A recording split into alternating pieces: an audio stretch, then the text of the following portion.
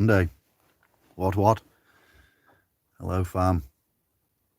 That was a bit too much like hard work. Happy Valentine's Day to the Queens.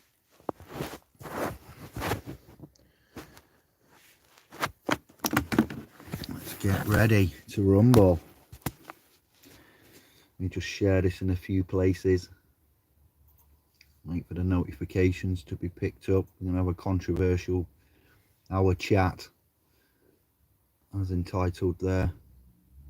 Lex Mercuria, contract, maxims, common law, etc. I shall get set up. Well, a lot of activity, a lot to discuss. It's going to be an action-packed hour, 1 till 2, perhaps a bit longer. The Gangmaster video has indeed done its job, provoked controversial feedback, which is what I wanted. It looks like we need a little controversy. This is a job for me. That's what we do. The hierarchy enslaving you, that's also proving rather popular, so thank you for the interaction there. Shout going out to the agents and trills, standard. We love you. I like the chat. We're gonna get down to the nitty gritty, and I invite you all to chat and type away as you see fit. I'm just going to check that the links have worked. I was a little bit long in the tooth trying to get this shared out. It's good to be back. Been in YouTube prison for speaking about such things as controversial topics as vaccines and pregnancy. There is no free speech. An indication of when a democracy, a society and a civilization has fallen would be when freedom of speech and the free press is got a narrative to follow there. So that's an indication that our society, our tribes, our lands, our indigenous mans all over the realm have got a narrative. We've got a script that needs following, and we got to be quiet. We got to do what the man says or face the wrath. That be fact checkers, that be agents on this channel, .gov UK, making mistakes, making errors, fact checking. We check the fact checkers and often find all is not as it appears to be in the first instance, much like law. So we're here to talk about law, not politics, not COVID, not viruses, not professors, not health ministers, not facts at all. Even though that video's gone, it's up on LBRY. YouTube doesn't like us circumnavigating through this portal and putting up other domain, what would we say, non-centralized, decentralized, without centralization platforms. LBRY, introduced to me by brothers Gangmasters, and it's done well. I'm happy. No viruses, no attacks, no negativity, complete freedom of speech, unlike other platforms. So if you were worried, research LBRY. If you are on LBRY and you've used it, you've frequented it, and you like it or you don't like it, I'd like your comments on that, because I think it's brilliant, and it's doing for freedom of speech and media, outlays what Bitcoin was allegedly meant to do. And this isn't financial advice, but circumventing the middleman, the bankers, the merchants there, and the expensive fees and levies that they put on the goldsmiths. So platforms like that are welcome, and they do well. And others will frown and say, oh, but there's, I have to give you my accounts are up and running, no infections, no viruses. I use Avast, I use Malwarebytes, I use a lot of high-end scanners, VPNs, software analyzers, and data protocol protections, and all is good. So LBRY, unlike Tube, gives you freedom of speech. Here there are agents and there are trolls, there are shills, my trills, There are ones that don't know shit, all right? Sorry, we're going to give a disclaimer. I'm going to speak freely and as a man, all right, because time is tough and I need to be frank with you. So if you're going to listen to this with a family environment, headphones in, or young bloods out, one or the other, this is your warning of I'm going to command mature language. I'm not an adulterer, it's not adulterous language, but get ready, I'm going to speak freely. So apologies if that did offend anybody, but that's just a tippy tap toe on the ice there, all right? I'm not vexated, I'm not angry, I'm calm, and I've got a lot to say. I've had a week in YouTube prison, and I'm out with a lot to speak about and a lot of reflections on the interaction, the channel interaction, the channel, the videos with the off-icers and the pol-IC, DVLA, driver, transport, etc. is going to come out here. So, you know, get ready. And thank you very much for your time and joining. The first video link crashed. Something happened there. So, yeah, please put this into the Telegram chat for me and share around and let anybody that you know, the comments, you'll notice these fake profiles, these profiles with mans that don't make content come along and chirp, but they don't have any relevant substance to chirp about. They have new profiles, fake profiles. You'll see that I've hidden a lot from the channel, and I'm managing the naysayers and the ones that hide behind fake new profiles that don't have any content, that have manga, that have music, that have other people's content as their content, don't produce their own content, probably never read a book.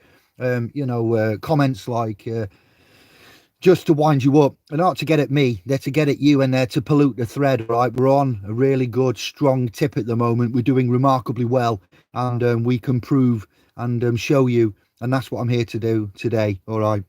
Calmly, lovingly, respectfully. I'm not here to have a go at anybody. I'm not even angry about the politics and the controversy. I'm happy about it, and I'm here to hold your hand a little bit, and I want you to talk to me. I want your input, I want your comments.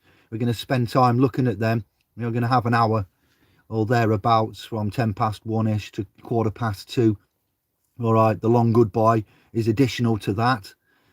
So yes, so I want to shout out who's in the house: Anne, Jerry, Lindsay, Stephen, John Smith. Oh hi, there's one. I see stereotypical name. And Marilyn, hello there. Much love to you all. Lovely work. Yes, Steve, thank you very much for that. Lindsay, lots of love to you. Cherub, Jerry, G-Man, thank you for that comment. Good day. Let's move on as we mean to. Any comments, any issues you've got, keep them coming, keep the feedback going. Loves, hearts, fist bumps. It is the sovereign way. Number one, I'd like to start off with, oh, you sov turds, sovereigns, or you know, sovereigns, etc. You think you don't have to follow the law? Now, the comments on that coronation video there with QE2, what law and what Bible? Bang on. Excellent. That's exactly what we're talking about. Sovereigns, you think you're above the law and you don't have to follow the law. What law are you on about? Are you on about the law of statute, the law of merchants, the manuscripted law? We're going to go through the maxims of law in a minute, the 10 essential maxims or precepts, axioms and maxims in commercial law there. But sovereigns, we follow biblical law, we follow common law. Common law meaning harm, injury and loss that you know of, going out to the John Smiths in the house and the common law courts and the other such constitutional, practical, lawful dissent assimilations that we see around the realm. As sovereigns, we are sovereign because we know whom we are, what we are, when we are. We know that we are man with a person, and we use Abrahamic primarily.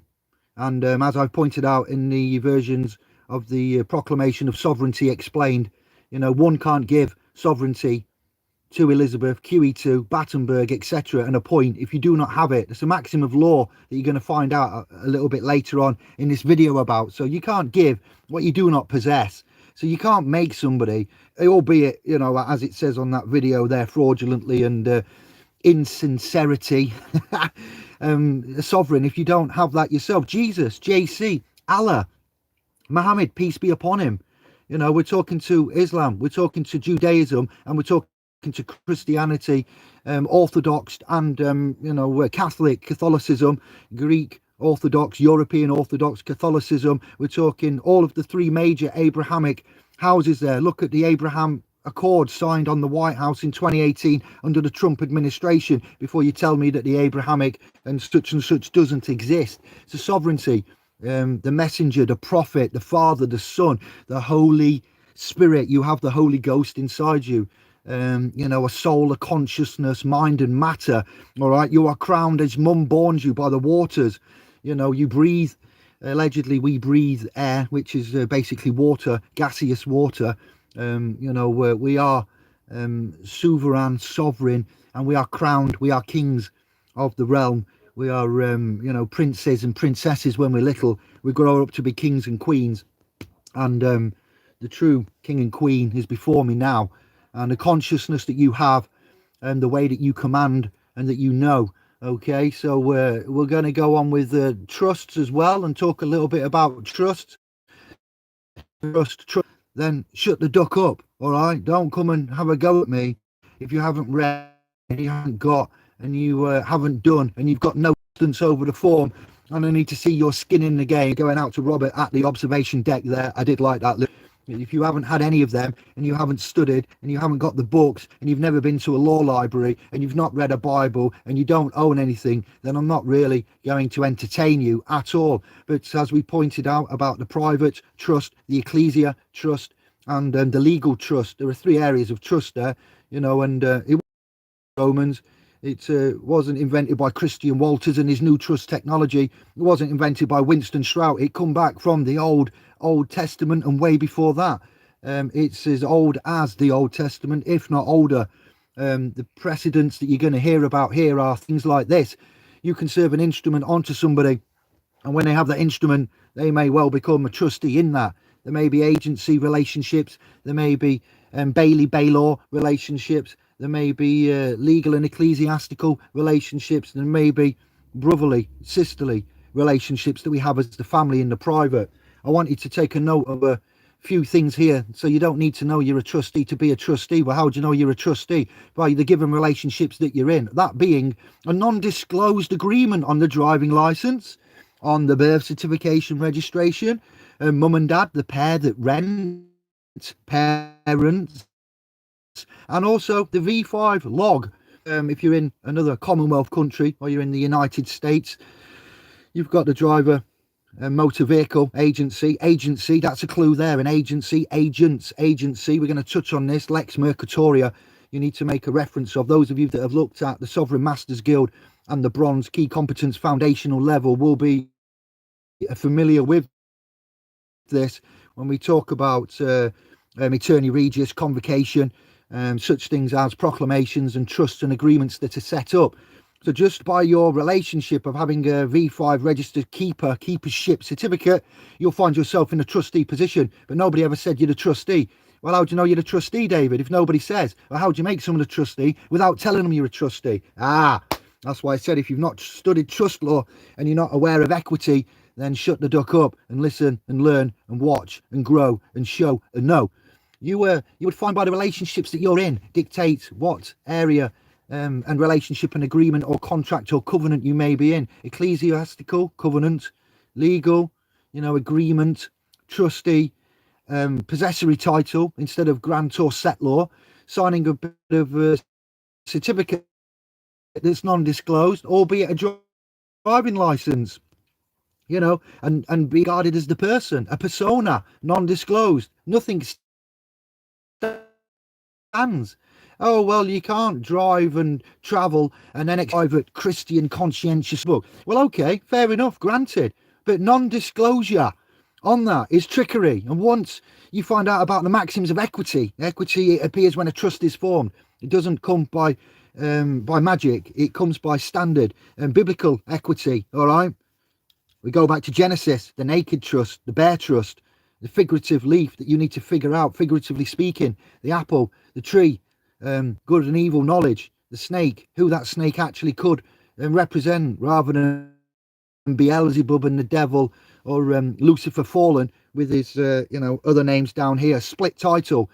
So you've got to recognize and realize the lies there and the deception. So if we give you something and we don't disclose it, and which you later find out to be a fraud, a deception, it comes apart ab initio from the start, and you can then act upon new information. You can rescind. So if you don't know, and you know now, then you can argue that. But if you never know, then silent weapons for soft wars comes into play. If we don't get something disclosed, then it can't be stood upon later. It's trickery, it's fraud, it's deception, it's a breach of Abrahamic, it's a breach of their own terms. Look at the thumbnail of this video and read it carefully.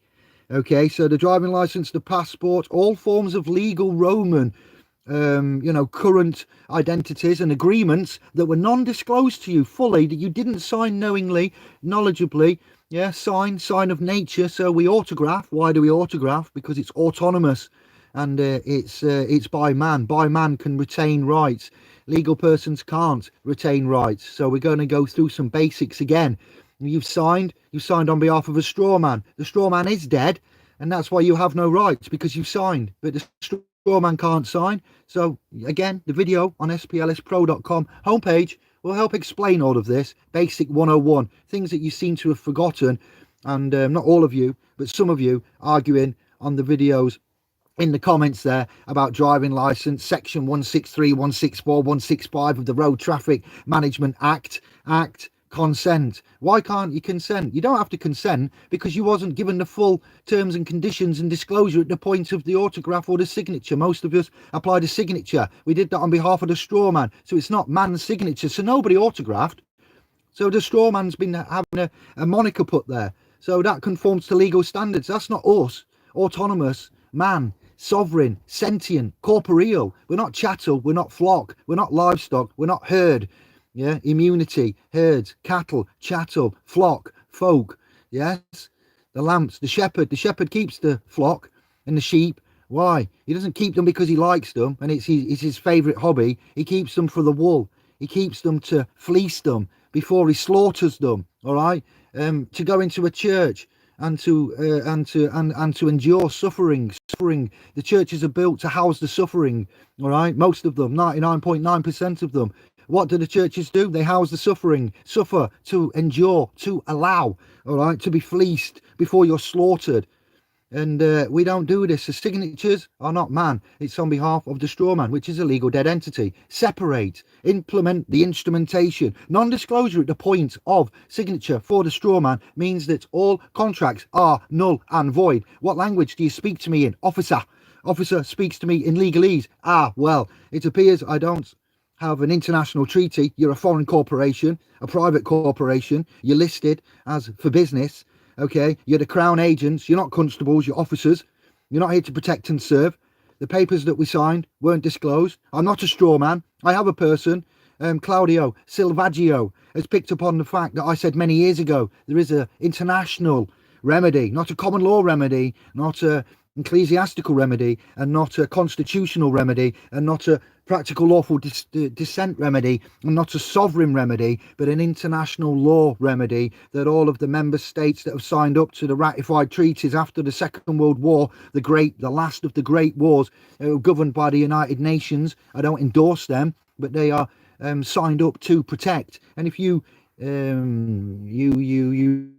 want to say that you are man with person, then you'd use the Universal Declaration of Human Rights by the United Nations, Article 6, and you would say all humans are afforded persons, yes, and you can be recognized as a person in front of the law. So if you have that right, you can decline that right respectfully and politely. So what if you don't want to be a human and you want to use the God is no respecter of person, number one?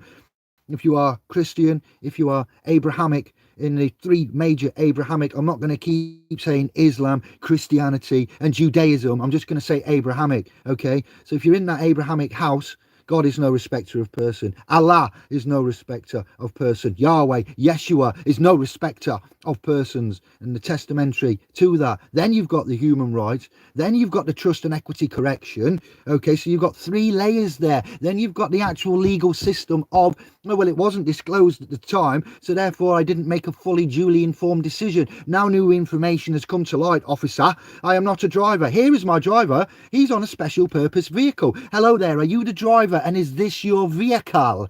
All right then, I am not the driver. What language do you speak to me in, officer? I believe you're speaking legalese from Black's Law. Okay, well, I haven't got an international treaty. You're a foreign corporation. My person interacts with you. My driver is here. He's on a special purpose vehicle known as an instrument. This instrument, general purpose vehicle, special purpose vehicle, conveys information. The information which it conveys has all the details of my driver on it. I do not consent and wish to be a driver. I am not in commerce. I'm in a private capacity. I am a conscientious Christian, Abrahamic, man, objector.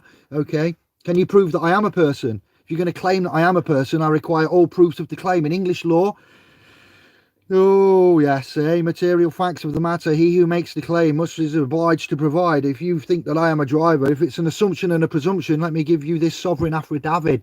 Let me give you my evidence of life essence and incarnation. Let me give you many and various forms of rebuttals to that. An unrebutted affidavit, a sovereign affidavit, an affidavit of sovereignty, and etc., served on the government generals, officials, and that days before, that has stood for 30 days unrebutted, is very, very powerful. So we've got special purpose vehicles. This vehicle that you're on about, this iron horse, the engine is measured in horsepower. It has a tailgate and a tailpipe. It is actually referred to as a horsey, an ironclad horse, a pleasure craft. In my terms, as you will see later next week and what we're going to do, okay, it is actually what? Asset, trust, private property. Used to be a vehicle, considered a vehicle, but as I looked at the V5 registration document and I rang up the driver vehicle licensing agency, or the driver and motor agency, driver vehicle agencies all around the realm, I corrected that trust. Under English law, I proved that titles have been changed, all right, title rights. So how do you prove that you've got access to property at law?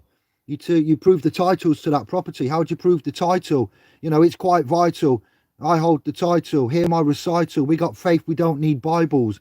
It's real. This is how we do this. If you don't know this, don't argue with me. Don't give me the criticism in the snidey comments in the chat threads on the videos there, because now I'm giving you, and all of the ones that have said these comments, I'm just blowing you out of the water. Soon we're going to have a telephone line.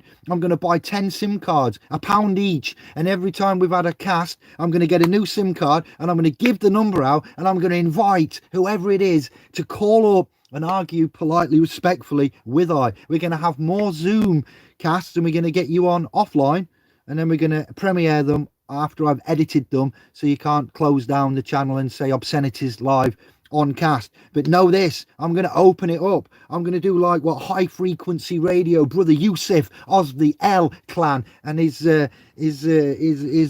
direction there, where he calls man out. I've been to high frequency radio and I've said, Yusuf, I want to chat. I want to talk about sovereignty. I want to talk about law. I want to talk about trust, equity. If you go to some of his videos, you will see that Indiglo has been on and commented. So we're moving forwards now, all right, with the correction, the implementation of the instrumentation, the separation of that, the basic fact that you don't need to learn all of the law and all of trust and all of that. Don't worry. What we're going to give you is a shortcut to how to understand and how to win. You need to learn the principles that govern all of this. That's what you need to learn. And when you know the principles aren't correct, then you can pull them down, as it says on the thumbnail of this video.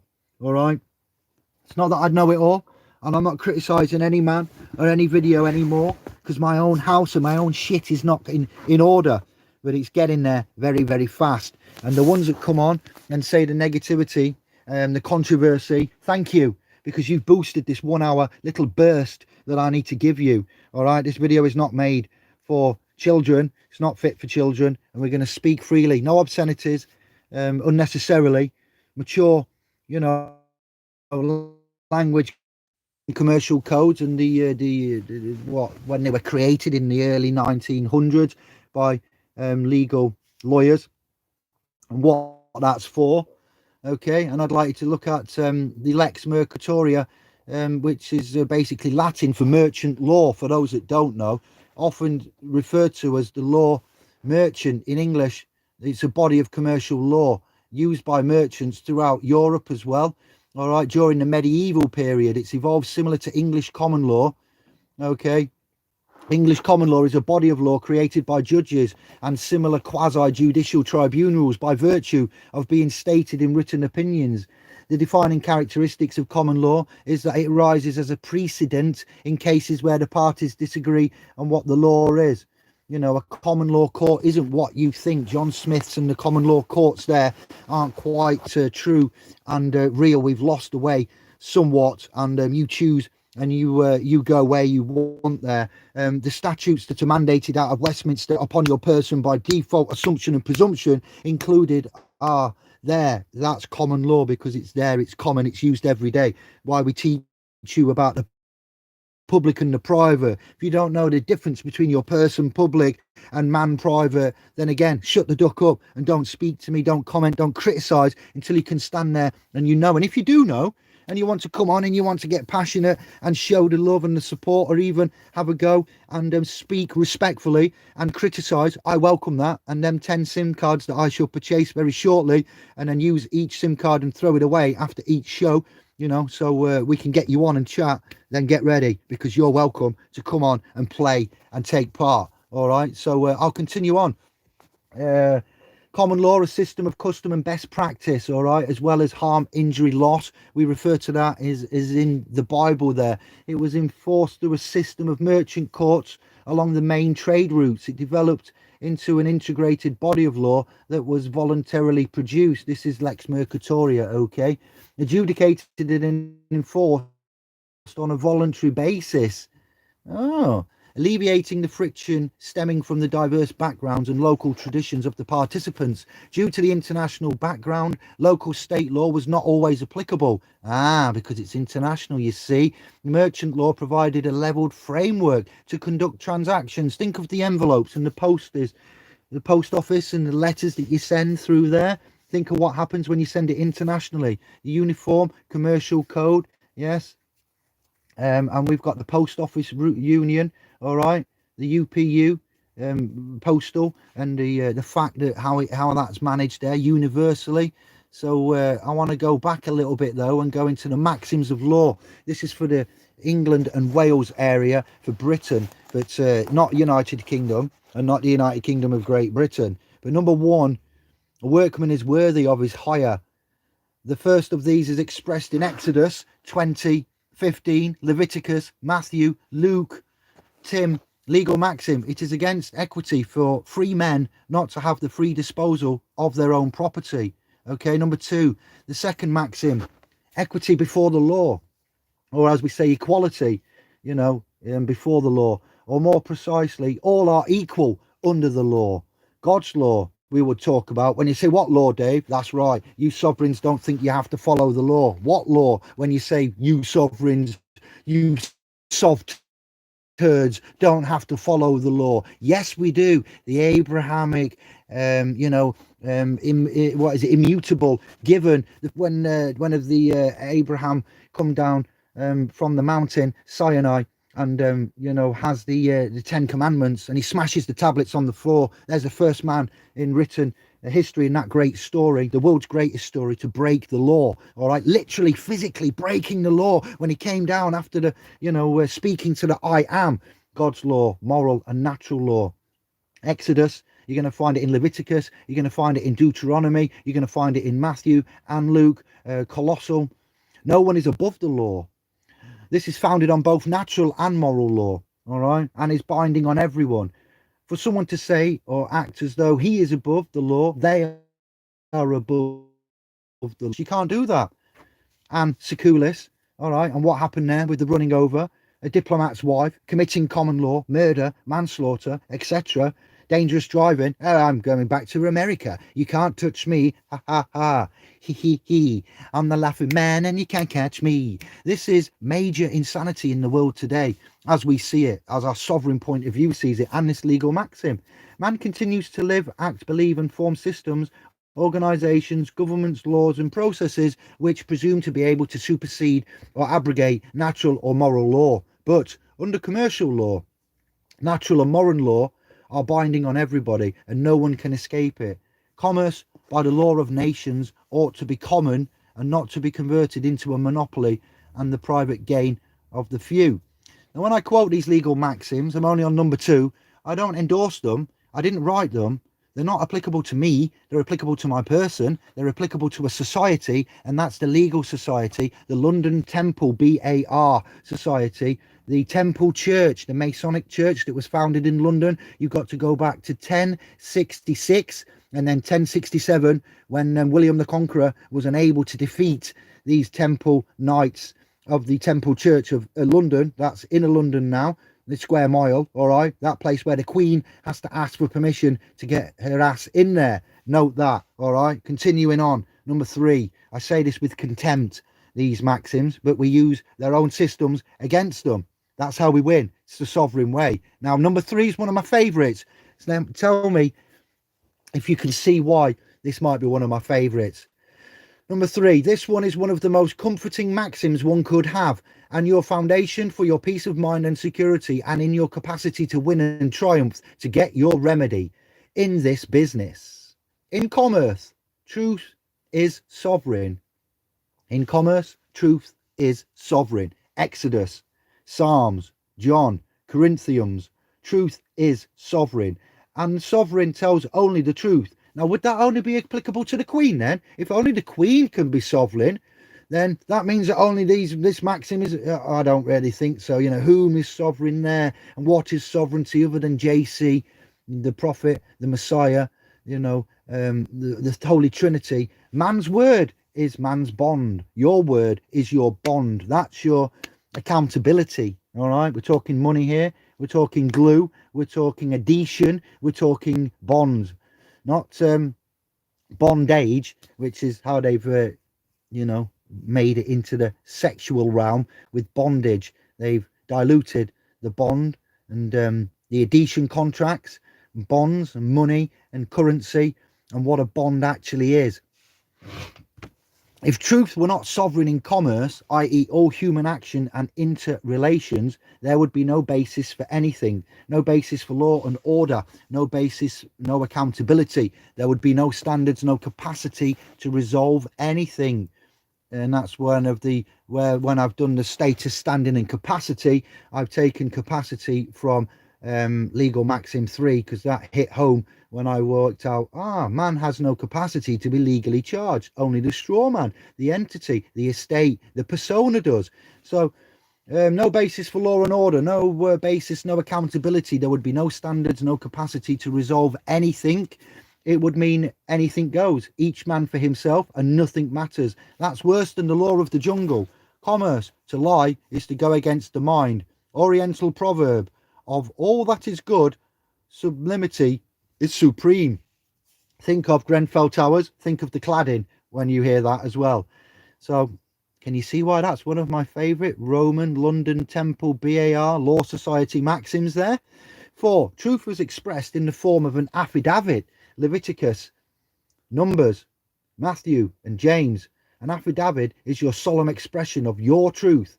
In commerce, an affidavit must be accompanied and must underlay and form the foundation for any commercial transaction whatsoever. There can be no valid commercial transaction without someone putting their neck on the line and stated. This, corrected years ago. An affidavit alongside a conditional acceptance are 2 of the most highest forms of legal, lawful objection to legal policy, rules, assumption, presumption, codes, statute, law, policy, London, society in itself.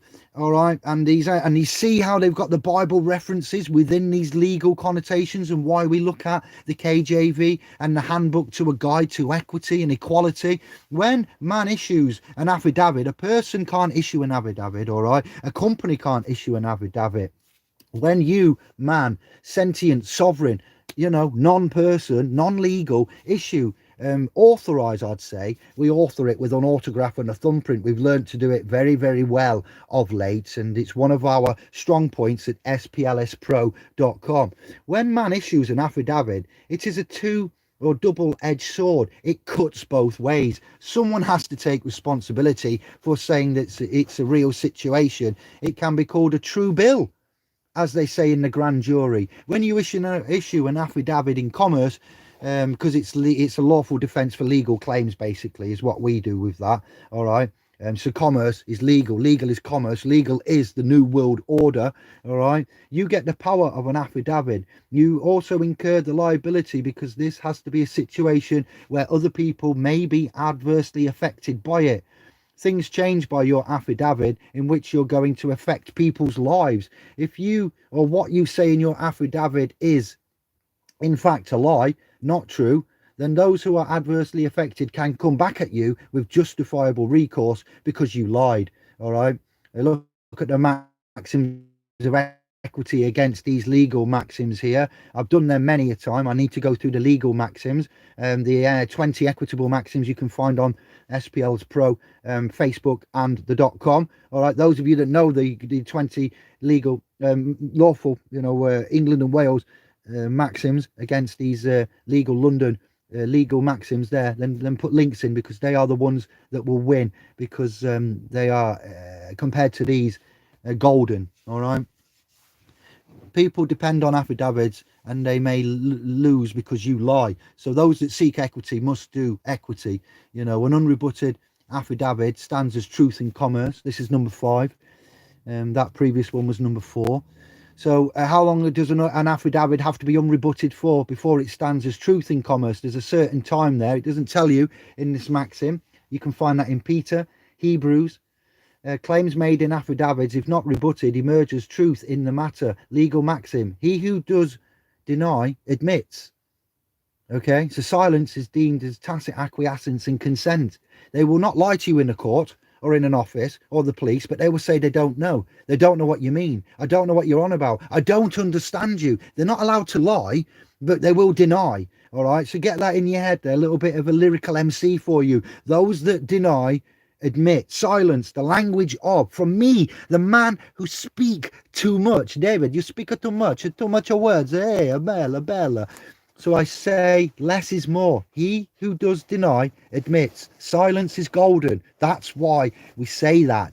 I think you'll find, judge, officer, claimant, that I've given you a conditional acceptance and I've given you an affidavit which has been stood for X amount of days unrebutted. Now at law, a conditional acceptance puts the liability back on the claimant, because in law you must provide the material facts of the matter. You must and are obliged to provide, yes, the burden of proof.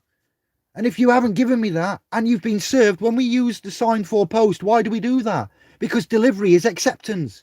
And if you can prove that you've served somebody non-domestically in a legal, lawful way, conforming to legal and lawful, our evidence of life, essence and incarnation conforms to legal, Abrahamic and lawful. We've done the Holy Trinity. The hat trick has been done. All right. And I won't give you all of the points here. I'm not here to do that. I'm here to get you jazzed up, and I'm here to give you an hour energy which you've missed, which you need, which the trills and the shills and the agents and the negative ninnies that don't know shit need to hear.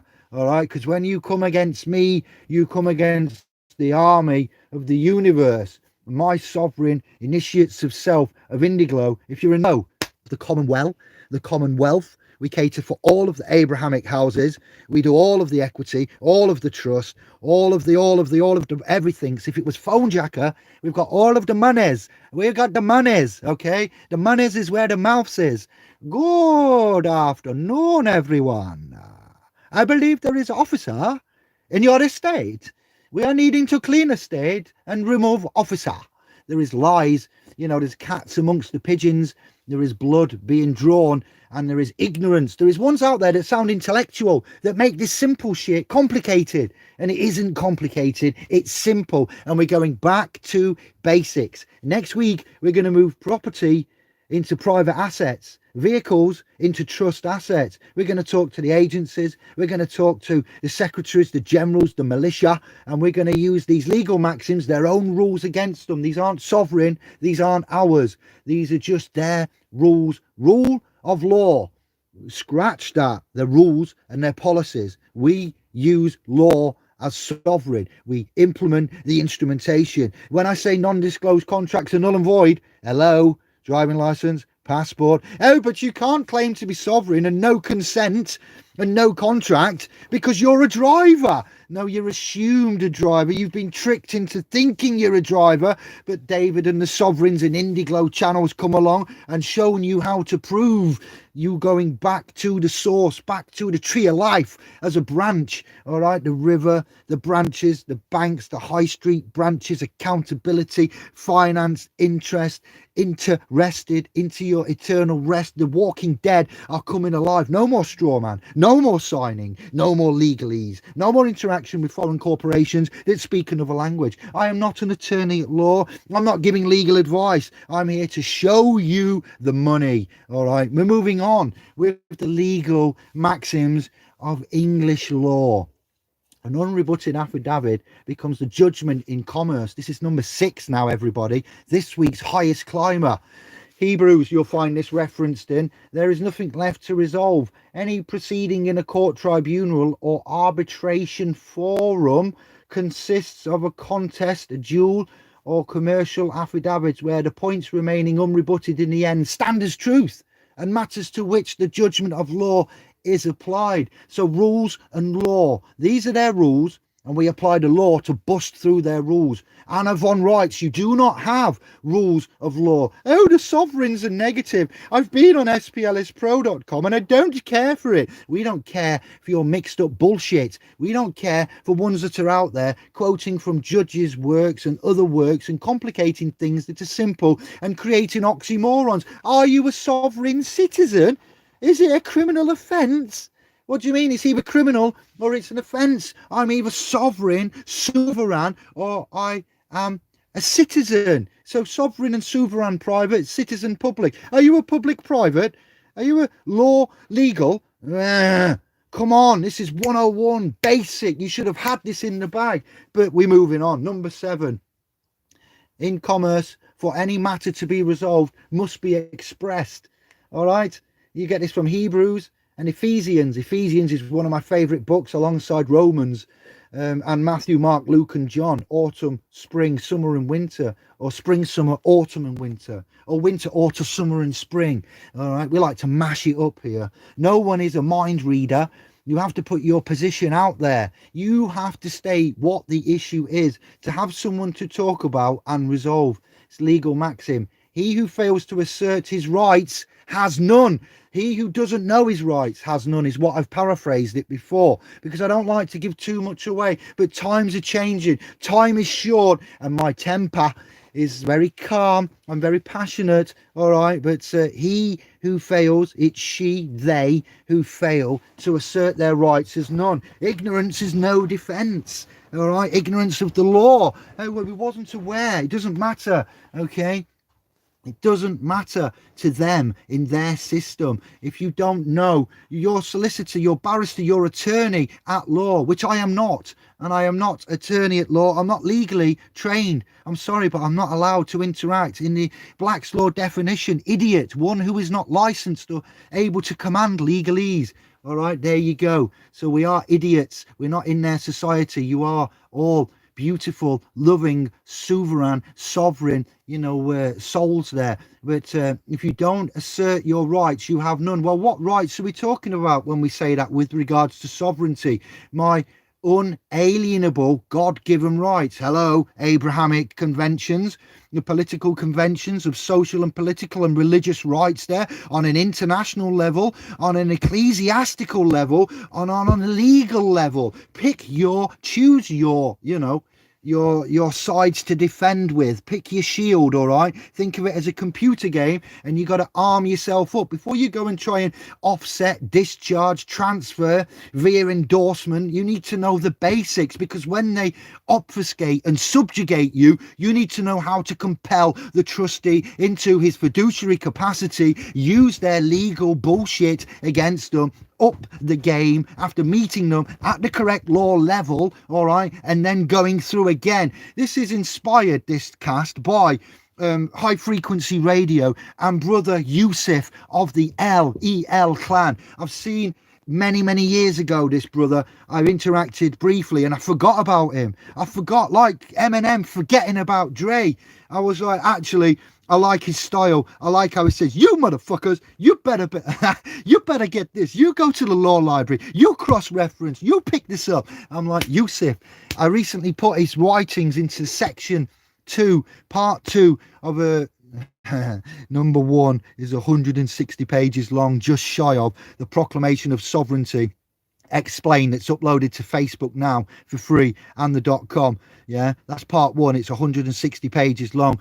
Part 2 is a good 100+ pages long, and I've quoted some of Yusuf in there, and I've quoted some others. I've given the sources, I've told you where I've come from, but it's about time we got real sov turds. What? No, not you being sov turds, but that's one of his titles of videos that I found hilarious, and I agree with it.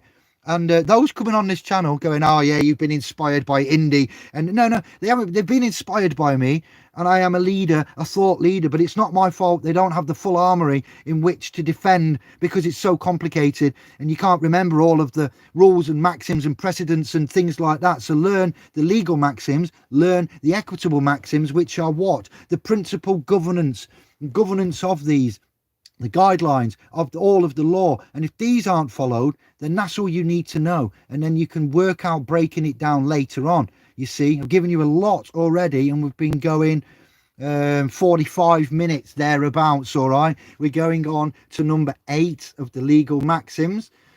I believe there are going to be 10 to go through, so don't worry, we're near the end. I've got a load more for you. I am speaking fast. Get on to the I'm trying to cram it in because I don't want to be here all day. I've got over 200 emails to read. I'm back doing 50 hours graft Monday to Friday, executing key worker duties until I move my estate fully into the private, which I'm on the cusp of doing, as well as managing everything else.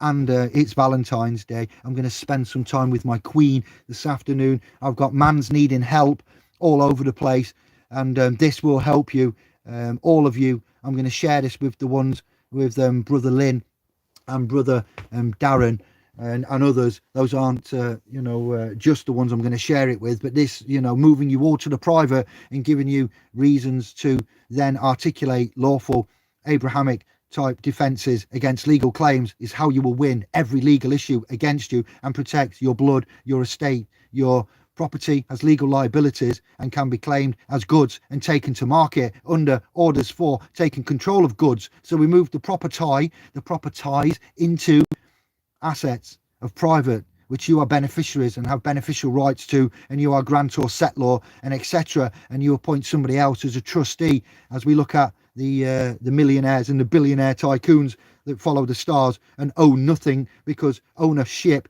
keepership, these ships that we've got, trusteeship is another one, so you get where I'm coming from, fam. You will be delivered, and the lands of milk and honey, privacy and remedy are yours to take. All right, I don't promise things that we can't give. I promised you for 2 years running that it would be the last year of misery, pestilence, heartache, sorrow, remorse, negativity, suicide, depression, anxiety, drug taking, self-medicated, wine o'clock. It's the society has crumbled, and I've had enough. The blood has run thick for too long. It is not fair. It is not right. But we don't say it with anger. We say it with love. And even the trills on this channel, I love you. Keep it coming, because if you are here giving me and the videos and the comments, it means negativity. It means that I'm provoking and I'm poking, and that means that if I wasn't doing well, you wouldn't be here, and you'd leave me alone and you'd move on to somebody else. the agents on this channel that are managing it and banning videos and taking them off. Thank you. I've just gained a medal of honor for that. When a channel gets, sanctioned in some way and put into legal restraints, it means that we're going against it. It means that we are not conforming, violating community standards, and going against the man. This is this sick little world that we're in. The world is run by gangsters, gangmasters. It's true, and it's not fair. But the good and evil, the yin and the yang, the balance, the hermeticism, it's taught me one thing: it will not be taken down and it won't go anywhere. What you've got to learn to do is coexist as a co-beneficiary and a co-trustee with all of this. I'm not saying that those terms are right. I'm using the constitutional amendment, the 14th Amendment of the Constitution there, what I put out about all people being attached to the national debt as co-beneficiaries and co-trustees. That was the reference in that. So, we got to move on and we got to change with the times. Times are changing fast, and I'm loving the lions, the lion hearts, the little lion man, all of these symbols and statuses and languages and changing and influences. And I'm happy for part 2 to come out of a proclamation of sovereignty explained. You have got thousands of words and lots of reading to do, and time is very short. Some of us have left it late. Probation is closing. All right, but we're going to continue on. Where are we? I believe we was on number 6. An unrebutted affidavit becomes the judgment in commerce. There is nothing left to resolve. A proceeding in a court, tribunal, or arbitration forum consists of a contest, a duel, or of commercial affidavits wherein the points remaining unrebutted in the end stand as truth, matters to which the judgment of the law is applied. So a duel, a game, a court, a racket, conditional acceptance. Yes, we don't say no and we don't say yes. We do the third option, which we didn't find out about till a bit late in the game, which is conditionally accept, putting the liability back on the claimant. Whereas before we used to buckle and pay due to the threats and coercion, unjust enrichment and demanding money by menaces, pay or get locked up, etc. Now we know how to play and what their rules are. The game has changed, okay? And there's no common law, no Magna Carta, no lawful descent, intellectual movement and enforcement and compelling and using all. It uses common law. As you can see, it uses trust and equity, it uses Abrahamic, and it uses international. There's 4 major points of law that you need to get your heads around, okay? When I say learn trust law, and I say, what equity is, and a court of equity. Look at what a court of equity is. That's not a common law court, all right? So a common law is inferior for your defence. Giving a certificate to the common law court is a futile, irresponsible, ignorant, stupid thing to do. Don't give your person an equitable instrument to a stranger. Why would you do that? Because you didn't know and you thought it was a good way out. You thought, oh well, John Smith, never mind John Smith, never mind, and I say this with love and respect, yes, John Harris and what he did. We've come a long way. God love him, God bless him in many ways, but we've advanced. Times are changing. We're going to move on to number 7. In commerce, for any matter to be resolved, it must be expressed. Hebrews, Ephesians. No one is a mind reader. You have to put your position out there. You have to state, I've already read this one as well. I know I've done number 6 twice. You have to state what the issue is, to have someone to talk about and resolve. Legal maxim: he who fails to assert his rights has none. So a bit like the silence bit, yeah, where I said, he who does deny admits, yeah, and he who fails to assert his rights has none. They're not very clever, them. And if you utterances, uttering a document, not knowing what and being confident, and you can't control a court, don't attend a court. Let your paperwork precede you, okay? It must precede you. I refer you to my paperwork. The primary users of commercial law, and this is number 8, and those who best understand and codified it in Western civilization are the Jews. This is Mosaic law. So where we've mentioned Abraham, all right, Moses, Genesis is the first book of Moses, This is now this is now Mosaic law. So the primary uses of commercial law, think about Uniform Commercial Code over in the States there, because they use that with their forms. We use Uniform Commercial Codes to reserve rights in a legal situation, to be not forced to be compelled to perform under contracts which were non-disclosed. Right at the beginning of this video, when I'm talking about contracts and Mercatoria, licenses and assumption, presumption and signing on behalf of the straw man. Okay, so if you've signed and you've gone into commerce and you didn't know, and you was public but you should be private, and you stay private, you see, the private can go in the commerce public area voluntarily, but the public can't come into the private without permission, without consent, without would you like any help? Do you need any help? Is it okay if we come in? If they haven't got a warrant, they haven't got any paperwork, they haven't got any right or reason, rhyme to be there, but you volunteer. Equity does not aid a volunteer. Did you volunteer? Give me your name. Oh yes, I'll give you my name. I don't have a name. You know, I sometimes I'm known to go by a name, but that's only when it's a benefit to me. If it's not a benefit to me, and you're going to try and serve me under, you know, probate in a courtroom there, and salvage me under the Roman doctrine of discovery in a venue which is not quite as it seems to be, you know, and it's all commercial law. Uniform Commercial Code may be applicable within court-based scenario, because guess what? Crown copyright. It's copyright and it's crown. Legalese, crown copyright. Okay, courts, how they've gone out all around the realm. This little tiny place, not even England, London bankers, London grammar.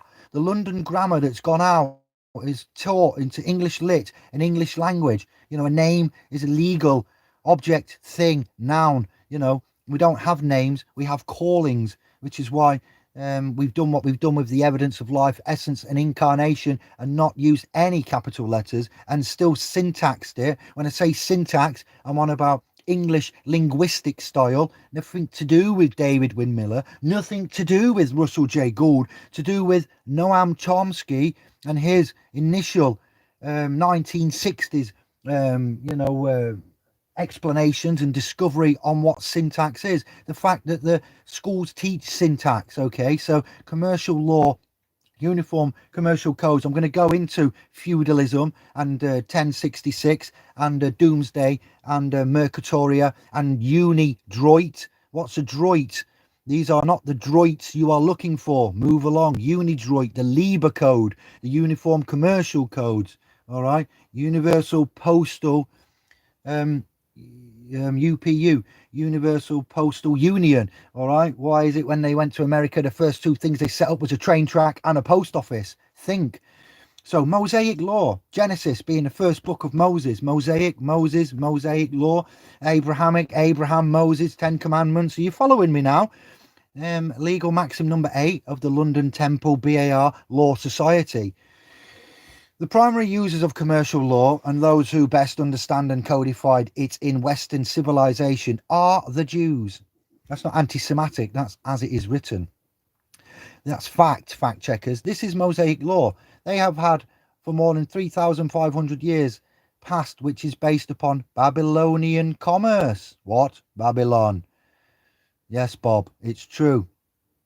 This one is: he who leaves the battlefield first loses by default. Now, I know a lot of you have used this. A lot of you judges got up and gone out. He's left the battlefield. Well, that is leaving the courtroom.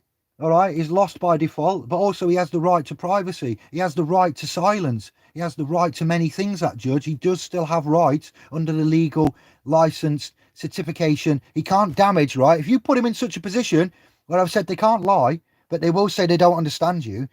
They can't, you know, do certain things there, but they will be silent. If you put them in such a position where they're going to now damage the crown, they have to get up and leave the battlefield first. Now, everybody has the rights to audience. Everybody has the rights to face their accuser, which is why you are there in a special appearance in a non-representative capacity, I might add, yes, and with the person, but not being the person, putting the corporate body the body corpus of Mr., Mrs. into the court with the clerk, you know, and the judge, the banker, the robe, my honour, the arbitrator, gets up and leaves the battlefield first.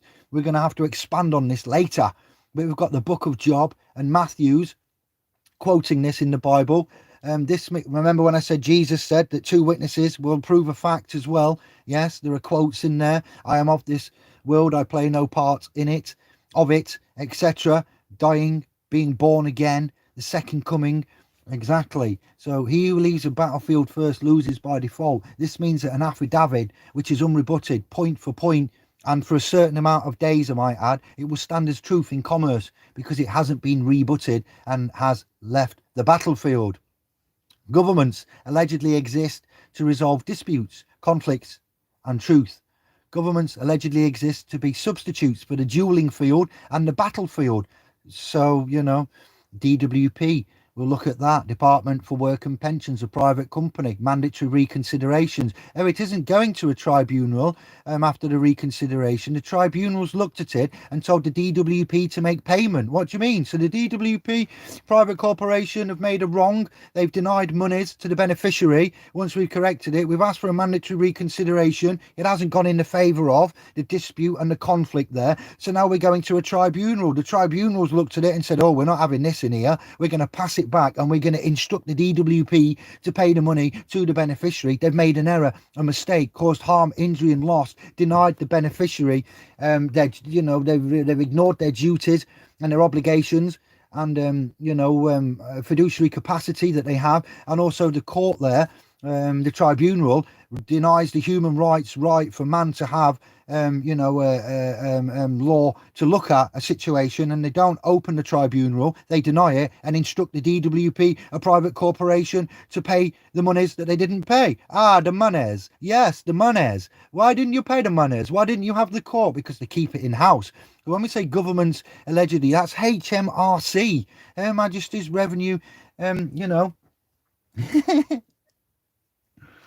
Collections, and HMCTS, and the DWP, all private corporations, all running as government. That's why I say the legal system all around the world is the new world order. If you bow to the legal system, you have submitted your rights and gone. If you separate the instrumentation and you serve and you give notices and you correct the trust and you make trustees of others and you move from trustee back to beneficiary, back to settlor, or Abrahamically speaking, grantor of dominion, God in the house. So there you go. Governments allegedly exist to resolve disputes, conflicts and truth.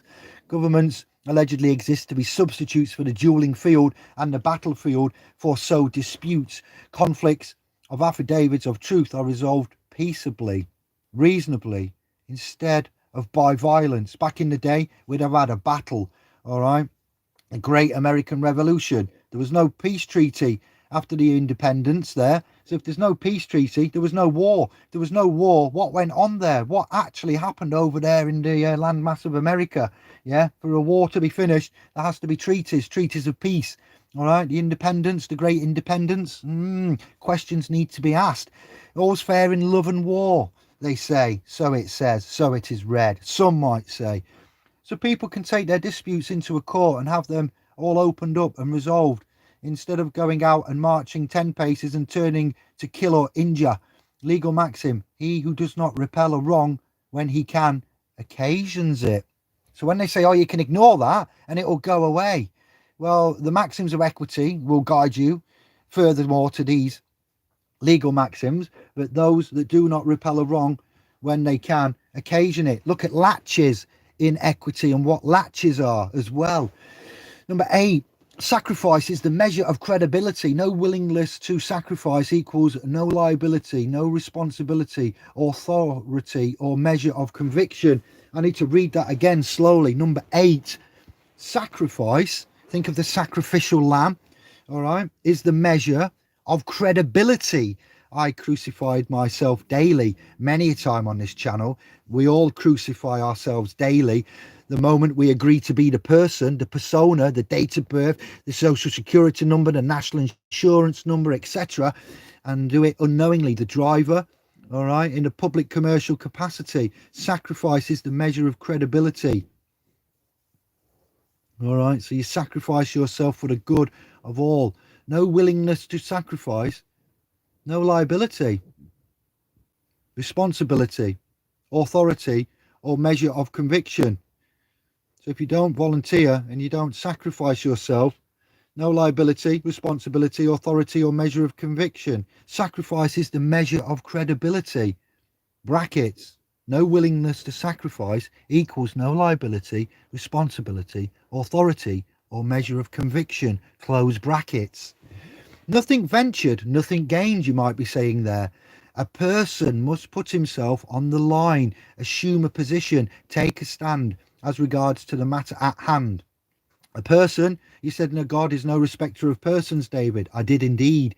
So equity aids persons, personage, personage, barratry, something that happens in the courts there, what solicitors, attorneys, barristers do knowingly. Okay.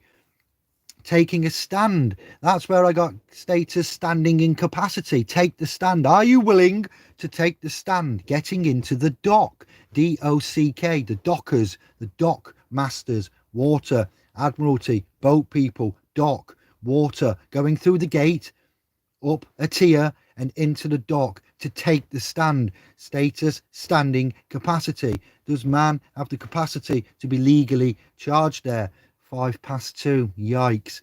Number 8 of 10, and loads more to say, and I haven't even looked at a comment. So a person must put himself on the line, assume a position, take a stand as regards to the matter at hand. One cannot realize the potential gain without also exposing himself to the potential of loss. One who is not damaged, put at risk, or willing to swear an oath on his commercial liability to claim authority. Acts 7, life, death of Stephen. All right, make note, scholars, biblical references. For the truth of his statements and legitimacy of his actions has no basis to assert claims or charges and forfeits all credibility and right. Legal maxim: he who bears the burden ought to derive the benefit. Okay, he who bears the burden ought also to derive the benefit. Number 9, satisfaction of I say lien. Lien is what others say. L-I-E-N. Lion, lion, lien, lien. In commerce, a lien or claim can be satisfied in any one of 3 ways. And you're looking at Genesis, and you're looking at Matthew, and you're looking at Revelation for references here. In one of 3 ways. So point 1, by someone rebutting your affidavit with another affidavit of their own, point by point, until the matter is resolved as to who is correct in case of non-resolution. You convene a sheriff's common law jury, or a grand supreme jury is what we've heard of across the ponds there, but you convene a sheriff's common law jury based on the 7th Amendment. In America, that would be as well, concerning a dispute involving a claim of more than a few pounds at 50, I think it might be, so many dollars, or 50 pounds, 250. We got the small claims courts, haven't we, and things like that. So this needs to be ironed out. These are for America, not England. We've covered it. We've got the English maxims on the .com. I am reading from a document that's come from an American outlay. I should have said that at the beginning. We've got the English ones, word for word, point for point, pound for pound, case and point on the .com. I get a lot of questions from states, Commonwealth, Australia, New Zealand, etc., the Commonwealth. So you can convene a sheriff's common law jury based on the 7th Amendment concerning a dispute involving a claim of more than, you'd have to check what the dollars and the pounds is there. You can use 3 disinterested parties to make judgment. Number 3, the only other way to satisfy a lien is to pay it. Legal maxim: if the plaintiff does not prove his case, the defendant is absolved. There you go. And then so the 10th maxim of law is a lien or claim can be satisfied only through rebuttal by affidavit, point by point, resolution by jury, or payment. Commercial law is non-judicial. Okay, this is prejudicial, not prejudice. Commercial law is non-judicial. This is prejudicial, not prejudice. This is timeless. This is the base, the foundation beneath which any government or any of their court systems can possibly exist or function. That means that what courts are doing and what all governments are ultimately adjudicating and making rules about are these basic rules of commercial law. When you go into court and place your hand on the Bible and you say, I swear the truth, the whole truth, and nothing but the truth, you have just sworn a commercial affidavit. Okay? It's the conflict between commercial affidavits of truth that gives the court something to talk about, that forms the entire basis of its action and its being there in their venue. Hence one of the reasons attorneys always create controversy. No court and no judge can overturn or disregard or abrogate somebody's affidavit of truth. Know this, scribes. The one or the only one who has the capacity or right or responsibility or knowledge to rebut your affidavit of truth is the one who is adversely affected by it. It's their job. It's their right, their responsibility to speak for themselves, to issue their own affidavit, because no one can speak it for them. No one else can know what your truth is or has the free will responsibility to state it. This is your task. Look at commercial law, all right?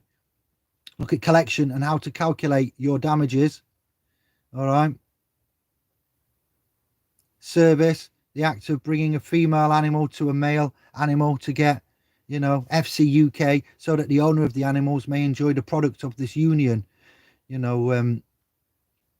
Solution, what you can do about it. You need to issue or consider issuing commercial affidavits. You don't have to title it, but that's all that what it is. If you can assert an affidavit, that was your key there. Conditional acceptance we've talked about. Okay. Commercial processes, remember, are non-judicial. You've got prejudicial and more powerful than judicial processes.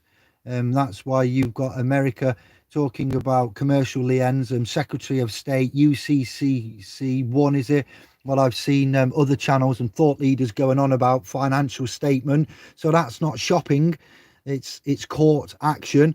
And as a uniform commercial code was created in 1920s in America by American lawyers, you see where they predominantly rule.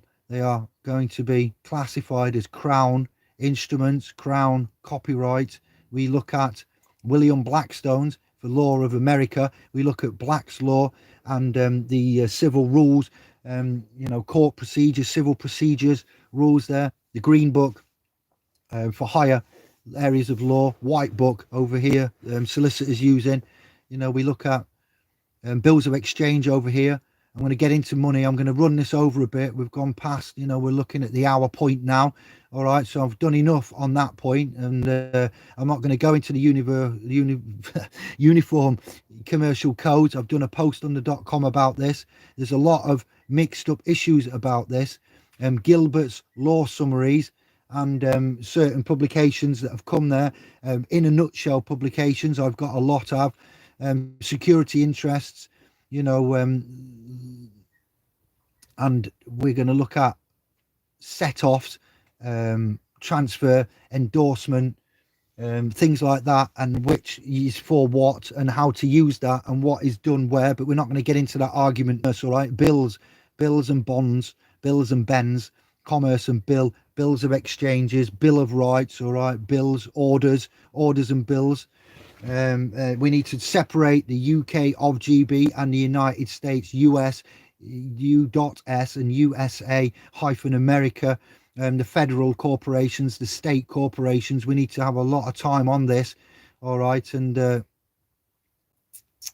all capital letters, etc. Vice Admiralty courts, English law courts established in the Queen's possessions beyond the seas, all right, with jurisdiction over maritime causes, including those relating to prize. So with reference to the United States of America, lawfully is the possession of the English crown per original commercial joint venture agreement between the colonies and the crown. Think about foreign territories as well. The crown and the constitution, which brought all states back under British ownership and rule, not law, but rule. The American people, however, had sovereign standing in law, independent, I would say, to any connection to the states or the crown. The fact necessitated that people be brought back, one at a time under British rule, and the commercial process was the method of choice in order to accomplish this task. First, though, the 14th Amendment, and then through the registration of the birth certificate property, Law of Property Act comes into play. I think 1925, Kevin mentioned that just the other day. All courts in America are vice admiralty courts in the Crown's private commerce, I have noted, except for value and acceptance, offsetting, transfer, endorsement, and discharge. We need to look at, when you look up the word accept in Black's 4th edition, you find to receive with approval or satisfaction, to receive with intent, to retain. Acceptance, the taking and receiving of anything in good part, as it were, a tacit agreement to a preceding part which might have been, defeated or avoided if such acceptance had not been made. We've got a lot to talk about and go through. Conditional acceptance, an agreement to pay the draft or accept the offer on the happening of a condition. A conditional acceptance is in effect a statement that the offeree, that is you, is willing to enter into a bargain or bargain, like a bargain basement, the bargain differing in some respects from that proposed in the original offer. The conditional acceptance is therefore itself a counter offer. It's not a yes, it's not a no. Counters are used on games. You tiddlywinks, counters. Counter is where you pay money. Counter attack, counter offer. I've got the etymology, Hans doctrine. We can't find a fault with Jesus, but we're going to kill him anyway.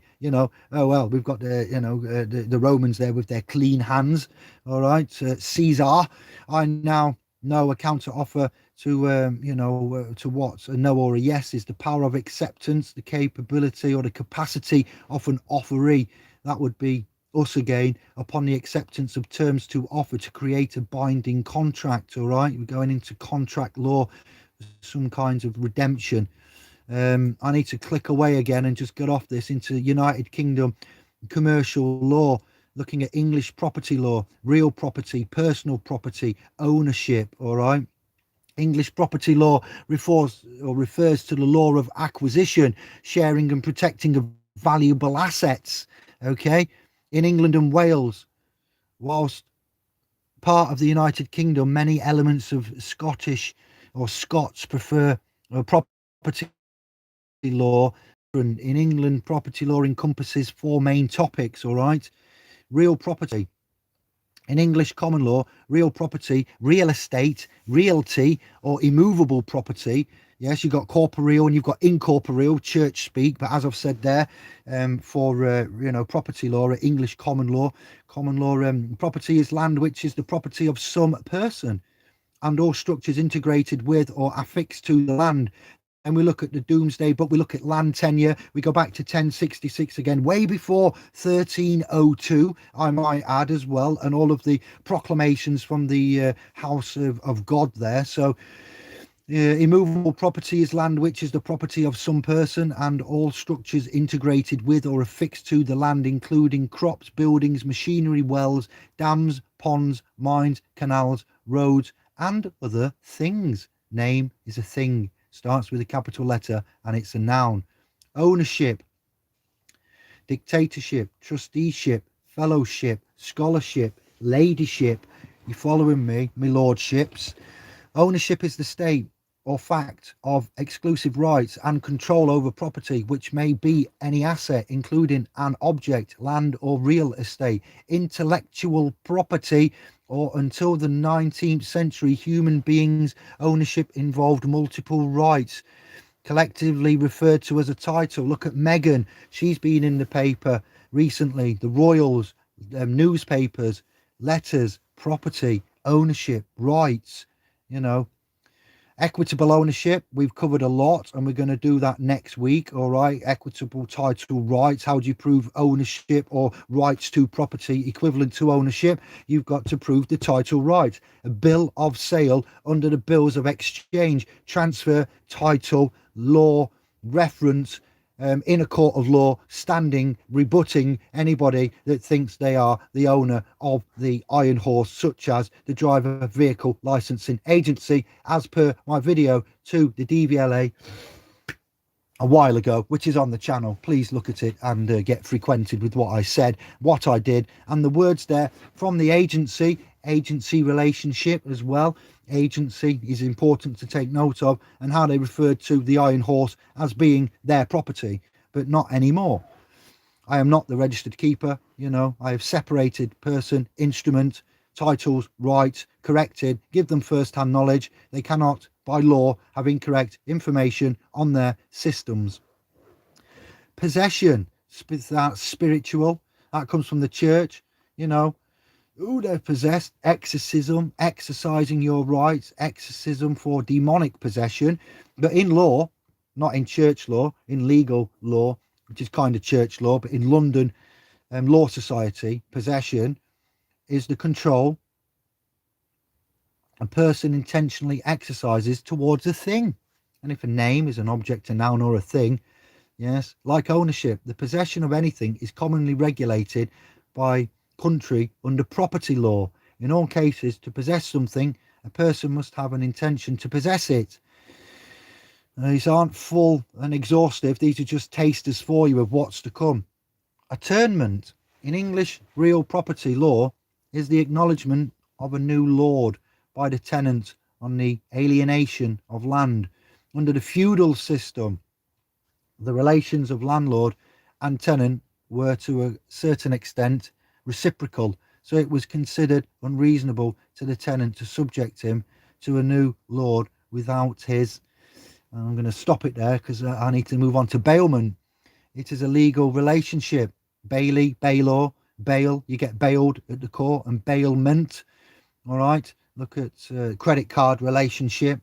In itself, you don't own the credit card. You're given rights to use it, and you're licensed in a way, authorized to use it. It's not your credit card, and you have a credit amount on there. Bailment is a legal relationship in common law where the owner transfers physical possession of personal property. The card is not yours, all right? It's a credit card. It's property. It belongs to companies, legal persons, all right? So the owner transfers physical possession of personal property, chattel, for a time, but retains ownership. If this card is lost, you must report it back to the company, all right? The credit card company. Is it not said this card is not your property? You must, if lost, report it to immediately. The owner giving up custody is the bailor, and the person who takes it is the bailee. The bailee holds personal property in trust for a specific yada yada yada. Contracts, English contract law, what we're talking there, that's a body corpus, a body, you know, a body of law, a body of water. Water is body. English contract law is a body of law regulating contracts in England and Wales with its roots in the Lex Murkatoria and the activism of the judiciary during the Industrial Revolution. It shares heritage with countries across the Commonwealth, and to a lesser extent, the United States. And remember, I said Unidroit and the Lieber Code, didn't I? Agency in English law is the component of UK commercial law that deals with the application of agency law in the United Kingdom. Let's read that again. See if you can hear the problem. Agency in English law. It is the component of United Kingdom commercial law that deals with the application of agency law in the United Kingdom, and it forms a core set of rules necessary for the smooth functioning of business. There's a problem with that statement, all right?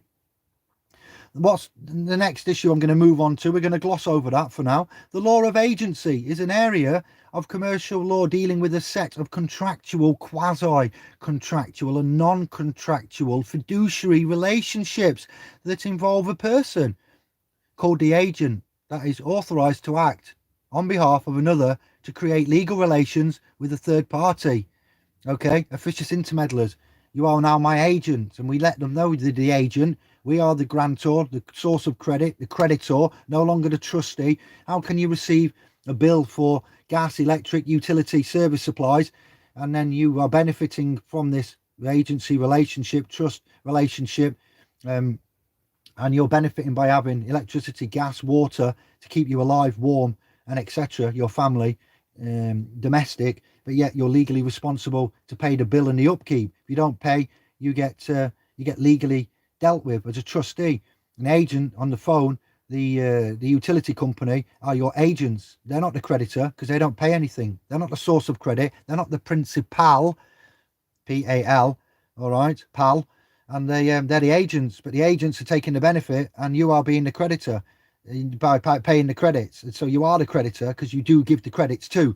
Ultimately, you give credits by using fiat, debt notes, and you are increasing to the national debt by using private banking, Bank of England debt notes or Federal Reserve notes, either or, and dollar bill, y'all. So it's all mashed up. So the law of agency is a key area that we need to just touch upon. Again, I'm being really good today. All right. In the case of Watto versus Fenwick, Lord Coleridge, CJ, on the Queen's Bench concurred with opinion by Wills J that a third party could hold personally liable a principal, P-A-L, who he did know about when he sold cigars to an agent that was acting outside of its authority. Wills J held that principal is liable for all the acts of the agent which are within the authority usually confided to an agent of that character, notwithstanding limitations as between the principal and the agent put upon that authority. This decision is heavily criticised and doubted. All right. G.H.L. Friedman, The Demise of Watto versus Fenwick, Sign O'Light Limited, Metropolitan Life Insurance Co. 1991, sorry, and that was to do with 70 Canadian Bar Review 329. Though not entirely overruled in the UK, it's sometimes referred to as usual authority, though not in the sense used by Lord Denning, Mr. in Helly Hutchinson, where it is synonymous with implied actual authority, implied trusts, indentured. It has been explained as form of apparent authority or inherent agency power. And you'd look at HELY Hutchinson v Brayhead, BRAYHED Limited, 1968. Look also at the creation and authority of agents. Look at disclosed and undisclosed agency. Now we're talking drivers, driving license. Oh, well, you agreed to take a breathalyzer and be arrested and treat as a driver when you signed for the driving license. Well, yes. Did we agree? Did we really agree? Was the full terms disclosed to ye, I, man? Was we not considered to be a legal person? Was it not unconscionable and constructed? And you see where we're going. Boom, Shanker, SPLSPro.com, Indiglo, #1 in the game. I've purposely uploaded these videos given to me to show you the gangmasters and the police and how things go wrong. It is right, no consent and no contract. It's better than going in and just giving up. You see, man had a go. It didn't go right.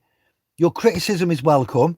It's highly controversial. The trooper and the officer of the Imperial Empire will smash and commit. There has been, I've got to be careful here because we may well want to prosecute and get damages, but all we've done is provided evidence so far. There is no legal claim going ahead, but there has been admittance and apologies. All right. And what's an apology? A sorry is what? An admission of what? Of guilt. When someone says sorry and we've made a boo-boo, that means they're in the wrong. That means they are unconscionable actions have happened. They've breached, they've not followed, and they need to make amends.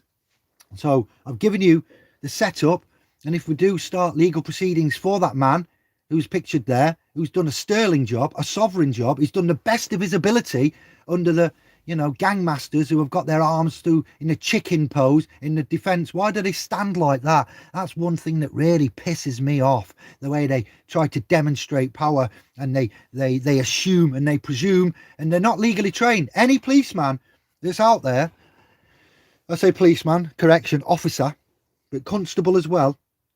I ask you all, ask them, are you legally trained? But you're speaking a legal language. Whoa, whoa, whoa. What language do you speak, officer?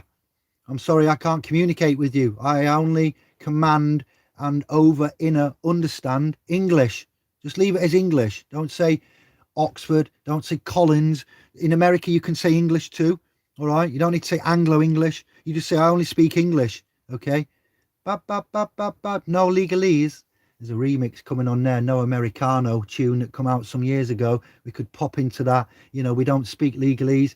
We are not an attorney at law. We're not legally trained. Are you legally trained, officer, trooper, constable? The answer will be no, because they're not. We are not able to communicate and interface with you. This is a civil matter. This is an offence. What do you mean it's a criminal offence? It's either a crime, yeah, or it's an offence. And a crime, to be in the correct paradigm, then would require a victim. Where is the victim? Oh, it's Regina. Well, I've uploaded a video about Regina for you all last night for you to go ahead and pull apart. Shout going out to Muad Deeb. Not my video, but I'll take a hit after just coming out of the, YouTube prison. And I'll give you that as well for you all to look at and mediate over and meditate over. So officers, crimes, offences, languages, foreign treaties. Are you a private corporation or are you part of the government? Officer, trooper, constable, special, PCO, agents, agency. You see what I've done here on this video? I've layered it up in light of what's been given. So that man on that video has done a sterling job. He's not a sov turd and he's not ignorant. He knows who he is and he's done the best he can. I am not perfect in what I've pointed out over the years and the hundreds of videos and the hangouts and the chats and the interactions with you, the basics of what you need to know and how you need to proceed and how to hold them to account and what to recognize when and where and how to recognize who has the power. Back in the day, it was Pete Tong had the power, but now he's gone and we're moving along and the power has been given back to you. How do you do a termination of agency? What are the agent's duties and rights and capacities? Sale of Goods Act 1979. You need to look at the Sale of Goods Act is the Act of Parliament of the United Kingdom which regulated English contract law and UK commercial law in respect of goods that are sold and bought. The Act consolidated the original Sales of Goods Act 1893 and you've got to look at subsequent legislation there. All right. Sale of Goods Act 1979. That was the retention clause. A retention of title clause is a provision in a contract for the sale of goods that the title to the goods remains vested in the seller until the buyer fulfills certain obligations. Vendor, legal tender, vendor, okay, tender, effect, payment, willing to discharge the charges, bankruptcy, gold, insolvency, 1900s, 1914, is it 1915? I forget. UK Chapter 11 bankruptcy, the gold insolvency. I hadn't even got on to Lex Mercuria. That's coming up. We're running over. Unfair Contract Terms Act 1977. What is the Unfair Contract Terms Act 1977, David? It's an act of Parliament of the United Kingdom, not England and Wales, okay?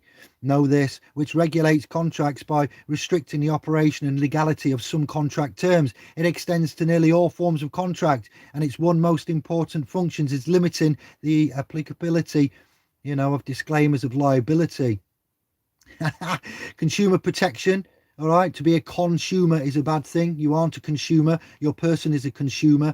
Public, commercial, but consumer protection regulations for your person, legal argumentation, statutory instrument 2000 and 2334 implements European Directive 97/7/EC as UK law. When I say ministerial code, rule of law, search Sir Tom Bingham. I've covered Sir Tom Bingham and how the rule of law is governed by international covenants and governance of the treaties of, all right, non-UK governance, and international law. Ministerial code is governed by the rule of law. The rule of law, as per Sir Lord Tom Bingham, all right, has covered it and said where and how, and the law is an ass, and you need to know the rule of law is a real thing. But rules and law we separate here today, as I've said, and use the Bible and the equity and the trust and the legalese and the legal maxims. And so UK Parliament claiming to be sovereign, but UK Parliament cannot be sovereign in any way. Parliamentary sovereignty bullshit. Okay. And this directive is UK law that applies to contracts concluded between a supplier and a consumer under organised distance sales or services provisions schemes.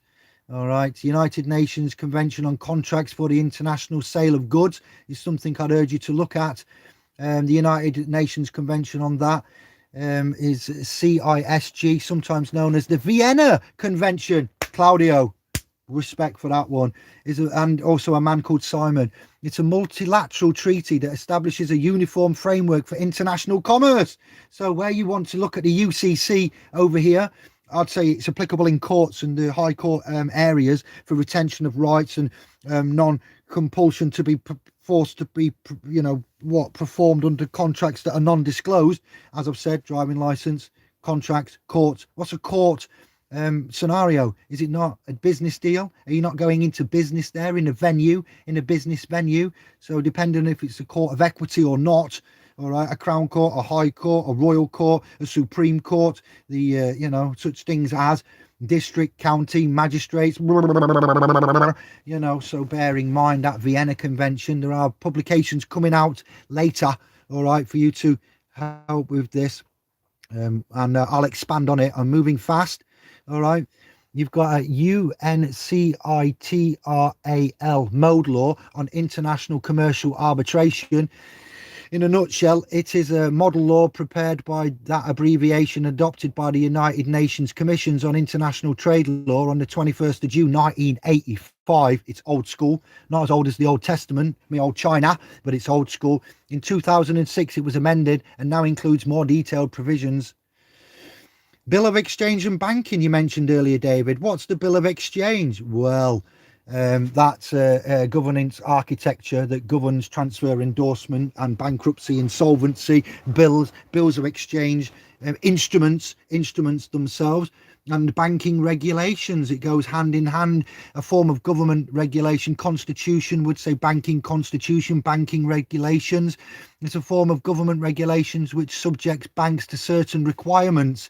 Okay, regulations, regulatory control, restrictions and guidelines designed to create market transparency between banking institutions. Would you believe? Transparency, you say, David? I know, we wish. And the individuals and corporations with whom they conduct business. I refer you to the observation deck, Brother Robert's scenario, where he pointed out any simple layman should be able to understand this, and so the bank should understand whom is the creditor, whom is the grantor settlor, who creates the credit, who takes the credit. Mortgage scenario. All right, look at negotiable instruments. We use them a lot on SPLS Pro. We've brought to you in negotiable instruments.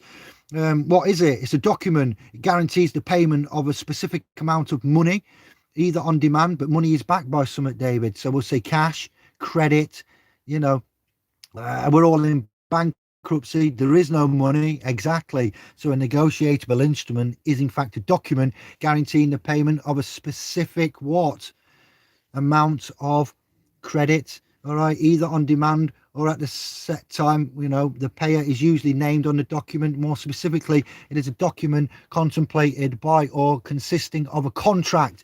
There's more to it. We're moving on. Bill of Exchange, you need to look at so much England there, not so much America or the Commonwealth. What else do I need to go on to before we go on to Lex Murkatoria? Treaties and nations that have signed up to treaties and covenants and conventions and contracts and etc. for the United Nations. If you've got a signed agreement, then that's enforceable in your landmass. All right. You look at the contracts and pledges, what you do when you possessory security. A pledge is a bailment that conveys possessory title to property owned by a debtor to a creditor. All right, that's what the pledge is. Pledges are important. We need to expand on this. To secure repayment for some debt or obligation and to the mutual benefit of both parties. The term is also used to denote the property which constitutes the security. The pledge is a type of security, all right? I'm going to leave that there. Lien or liens, a form of security interest granted over a term of property to secure the payment of a debt or performance of some other obligation. The owner of the property who grants the lien is referred to as the lienee, L-I-E-N-E-E, and the person who has the benefit of the lien is referred to as the lienor. Non-possessory security, which would be mortgage. You know, mortgage is a legal instrument, to be fair, which is used to create a security interest in real property held by a lender as a security for a debt, usually a loan of money. A mortgage in itself is not a debt, it's the lender's security for a debt. It also transfers interest in land from the owner to the mortgage lender, yada yada yada. Equitable charge, you've heard a lot about these. Some of you may have these. An equitable charging order on a property due to a debt.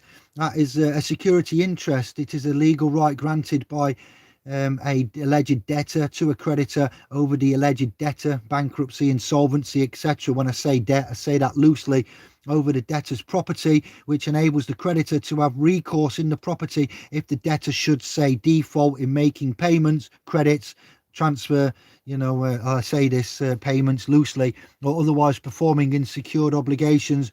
So you're going to find some common examples to be given to you later on regarding equitable charges and equitable liens. You need to look at what they are as well. But because I'm dyslexic on my brain, I don't want to say lien because it wouldn't be L-I-E-N. It would be L-E-E-N, you know. So lien is how it is written and how I say it. Lien. Insurance law, insolvency law, international commercial law, Islamic commercial law, okay, by Mohammed Hashim Kamil, a professor of law at the International Islamic University. We need to look at all of that, going Abrahamic again. UK competition law, UK labour law. We need to look at UK company law. It goes on. But let's go to Lex Mercatoria that I've mentioned and haven't said about at the beginning. I talked about merchant law and what it is. Yes, and you look at the common law development, look at international commercial law and arbitration, present and in future commercial law. We need to look at common law development. We reference the law. This is under Lex Murkatoria, okay. We find reference to the law merchant as early as 13. Edward the Fourth, let me think, 1473, 1474. The king has jurisdiction over them, merchants, okay, to put them to stand to right. But this will be according to the law of nature, secundum legum naturage, natura, which is called by some law merchant, all right. It is called that, secundum legum natura, which is called by some law merchant. It's universal law for everyone. Tout le monde. Okay. English courts applied merchant customs only if they were certain in nature, consistent with law, and in existence since time immemorial. Well, what's time immemorial? Time immemorial is a phrase meaning time extended beyond the reach of memory, record, or tradition, indefinitely ancient beyond memory or record. English judges also required that merchant customs be proven before the court, but even as early as 1608, Chief Justice Edward Coke, well, it's Sir Edward Coke, should I say, was an English barrister, judge and politician who is considered to be the greatest jurist of the Elizabethan and Jacobean eras. A shout going out to the lords and sirs. Described Lex Mercuria as part of the common law. Okay, John Smith. And William Blackstone, remember I said Blackstone's law, Sir William Blackstone, all right, and Halsbury's law, and Black's law, and etc. But Sir William Blackstone was an English jurist, judge and Tory politician of the 18th century. He's most noted for writing the commentaries on the laws of England. Born into a middle-class family in London, Blackstone, blah, blah, blah. You can find out more. I've just got to introduce him, really, because the time is, getting thin and I've overrun. It's going to be a 2-hour cast. Blackstone would later concur the tradition continued, especially under Lord Mansfield, William Murray, 1st Earl of Mansfield, when I say that, who is said to be the father of English commercial law. Precepts of Lex Mercuria were also kept alive through equity. In jurisdictions following the English common law system, equity is the body of law which was developed in the English Court of Chancery and which is now administered concurrently within the common law. The Green Book would help you with that. Was also kept alive through equity and the Admiralty Courts. Admiralty Law or Maritime Law is a body of law that governs nautical issues and private maritime disputes. Admiralty Law consists of both domestic law and maritime activities and private international law governing the relationship between private parties operating or using ocean-going ships. What? Look at the dig on one of the streaming channels about Suffolk, the boat being buried on land in the 7th century, a king's boat buried on land, Admiralty. If it's not boats on land, there's a current film reenactment of a historical archaeological dig where in the 1900s early, they landowners decided to look under a hill, an artificial hill, and they found a boat buried in the 7th century. It was heralded by the museums as one of the greatest archaeological dig finds of the time of existence. Admiralty, why'd you drag a boat on land for and bury it in Suffolk? Kings and boatmen and Admiralty and poppycock. Admiralty boats. The road made of cement. It's the sea that's meant, the road that's meant to be the sea. Who governs the traffic light systems of the cement systems of the roads? Siemens, Seaman, semantics, Siemens systems. I give up. Admiralty, roads, Siemens, boats buried in Suffolk under hills on lands now called the dig. Search for a documentary film type, factuama called the dig. So let's go. Precepts of the Lex Mercatoria were also kept alive through equity and the Admiralty Courts in maritime affairs. In the United States, traditions of the Lex Murkatoria prevailed in the general principles and doctrines of commercial jurisprudence. What's commercial jurisprudence? Check it. Eyes down, ears up, make a note. The Uniform Commercial Code, first published in 1952, is one of a number of uniform acts that have been established as law with the goal of harmonizing the law of sales and other commercial transactions across the United States through UCC. I paraphrase. Sir John Holt, who's he? He was an English lawyer and served as Lord Chief Justice of England from the 17th of April 1689 to his death. He is frequently credited with playing a major military army in the ending of the prosecution of witches in English law. When did you say, David? 1689. That's not that long ago, was it really? Witches, spell casting, potion, option. Sir John Holt, Chief Justice, 1869 till his death in 1710, and Lord Mansfield, mentioned earlier, Chief Justice, 1756 to 1788, was the leading proponents of incorporating the Lex Mercatoria. Remember what I said about Unidroit and the Lieber Code? Those of you that are advanced sovereign initiates of self, Lex Mercatoria into the common law. So those two were the leading proponents of incorporating the Lex Mercatoria into the common law. Holt did not complete the task, possibly out of his own conservatism. And now you need to see something called Clerk versus Martin. And it was Lord Mansfield that became known as the founder of the commercial law of this country, Great Britain at the time. All right. And that claim needs reference into further sources. While sitting in Guildhall, Lord Mansfield created, he created a body of substantive commercial law, logical, just, modern in character, and at the same time in harmony with the principles of the common law. It was due to Lord Mansfield, they say genius, I don't, that it's genius when you're doing what you're doing and you're getting all of these pounds and shekels when you shouldn't be over persons and claiming things that aren't yours.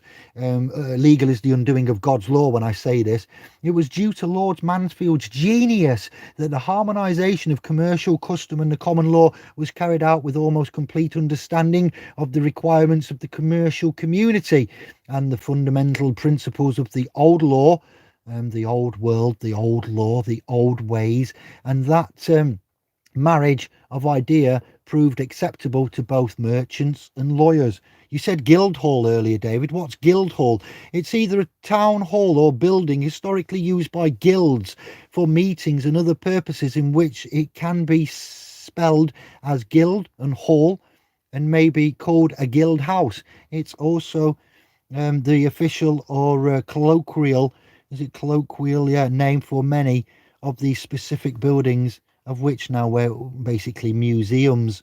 All right, a body of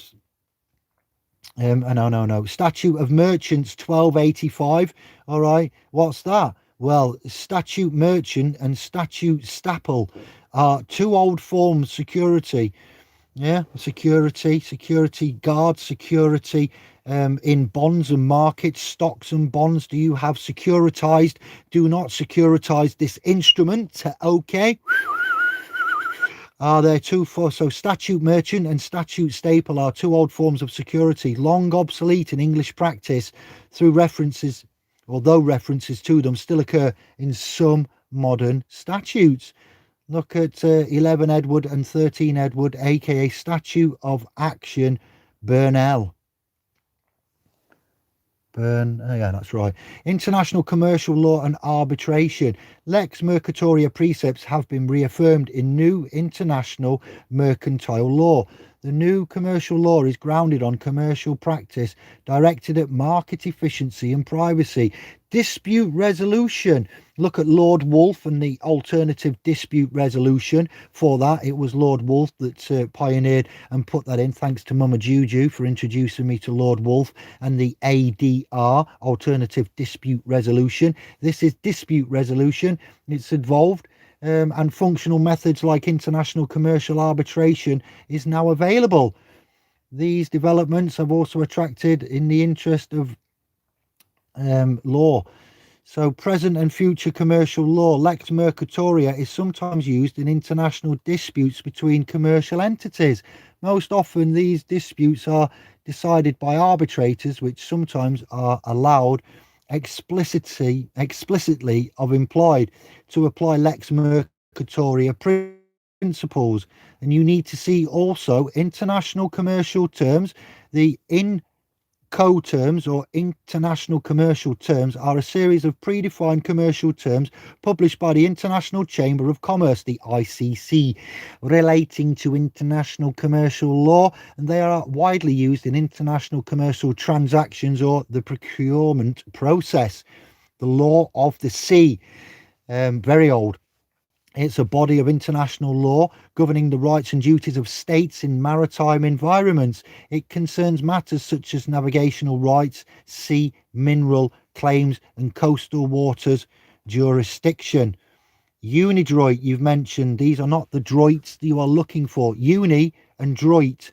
All right, there's two words there, as in unicycle, universal, universe.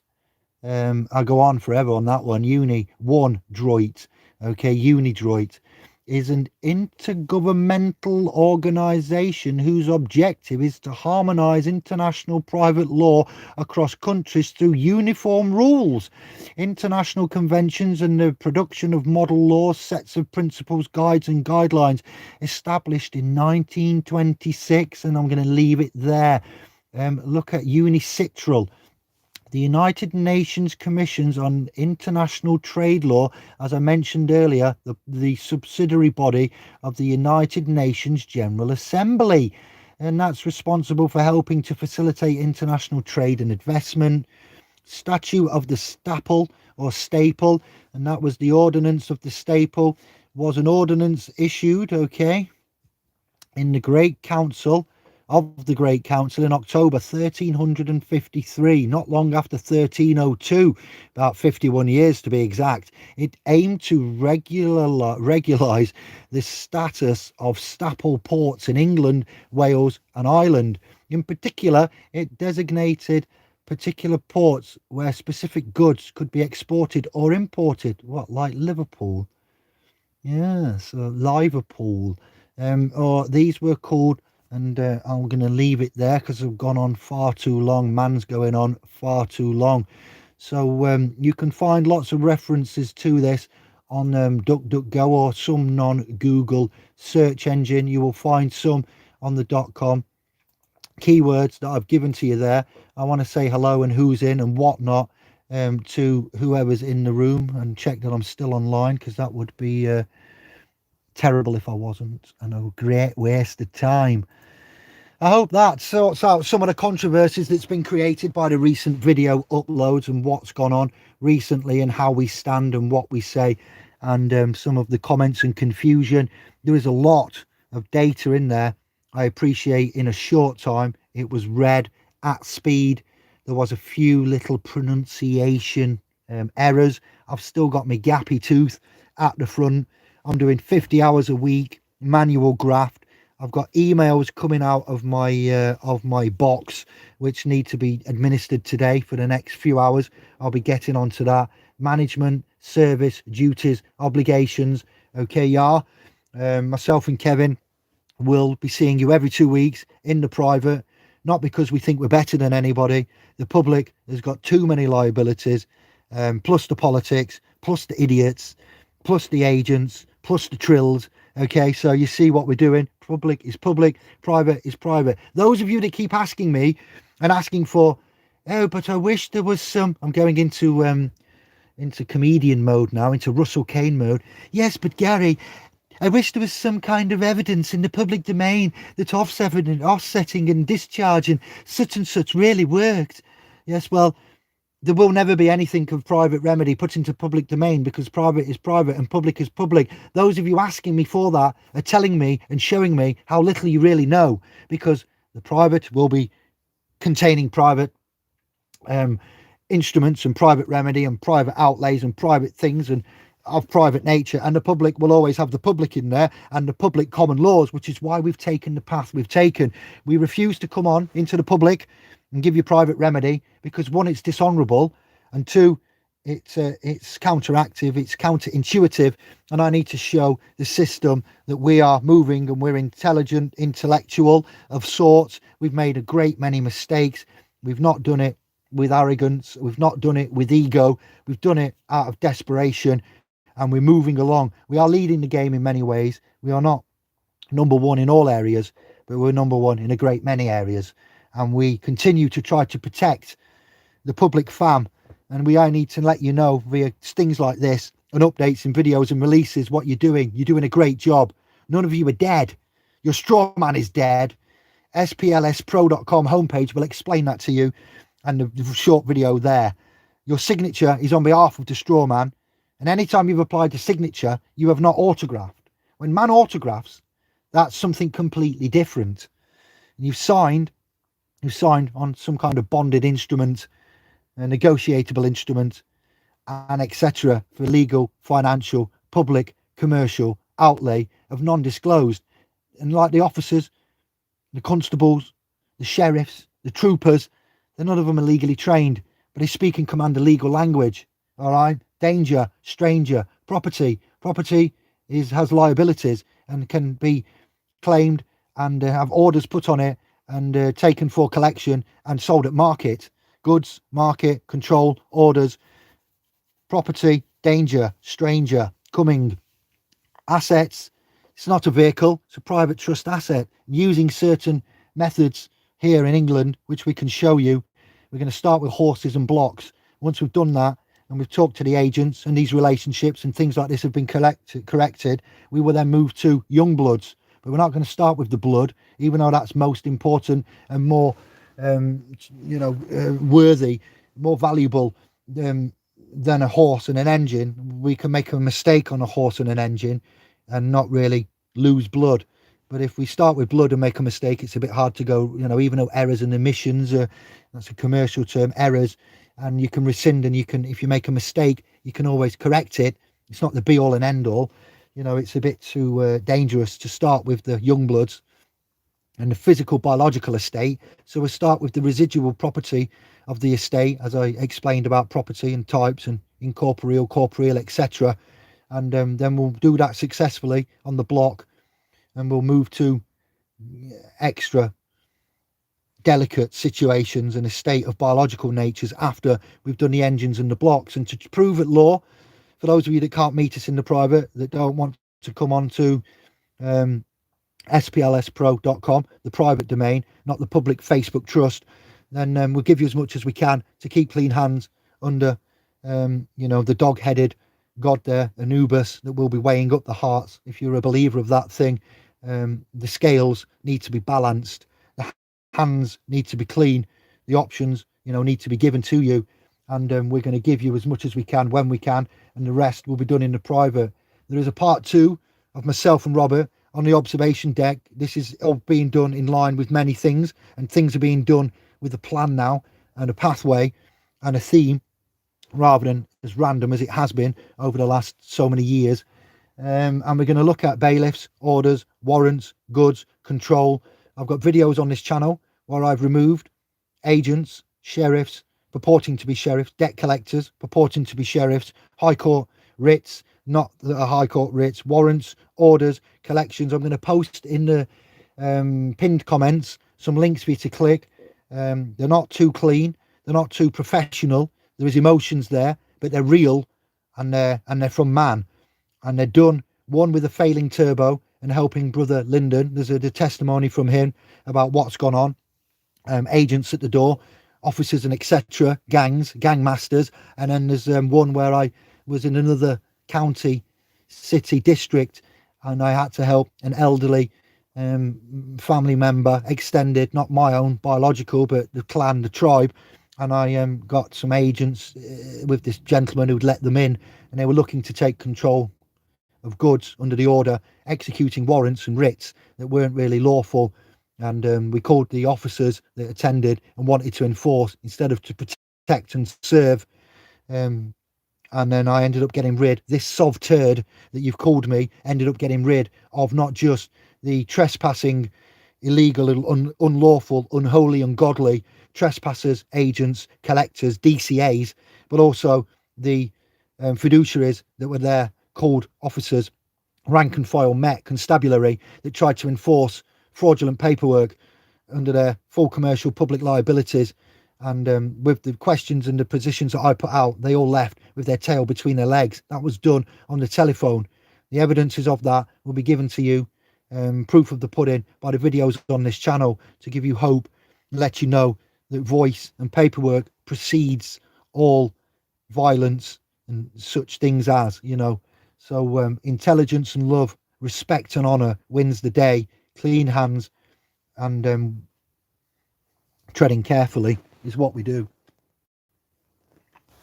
So I'm really happy with where we're at. Those of you that have looked at the Proclamation of Sovereignty version 3, 4, there is now a 5. I'd like you to look at that, and part 2 will be coming in no quicker than a month. You've got 80,000 words across 150 odd, 160 pages. We've got status, standing and capacity, your key competence out there, all given for free.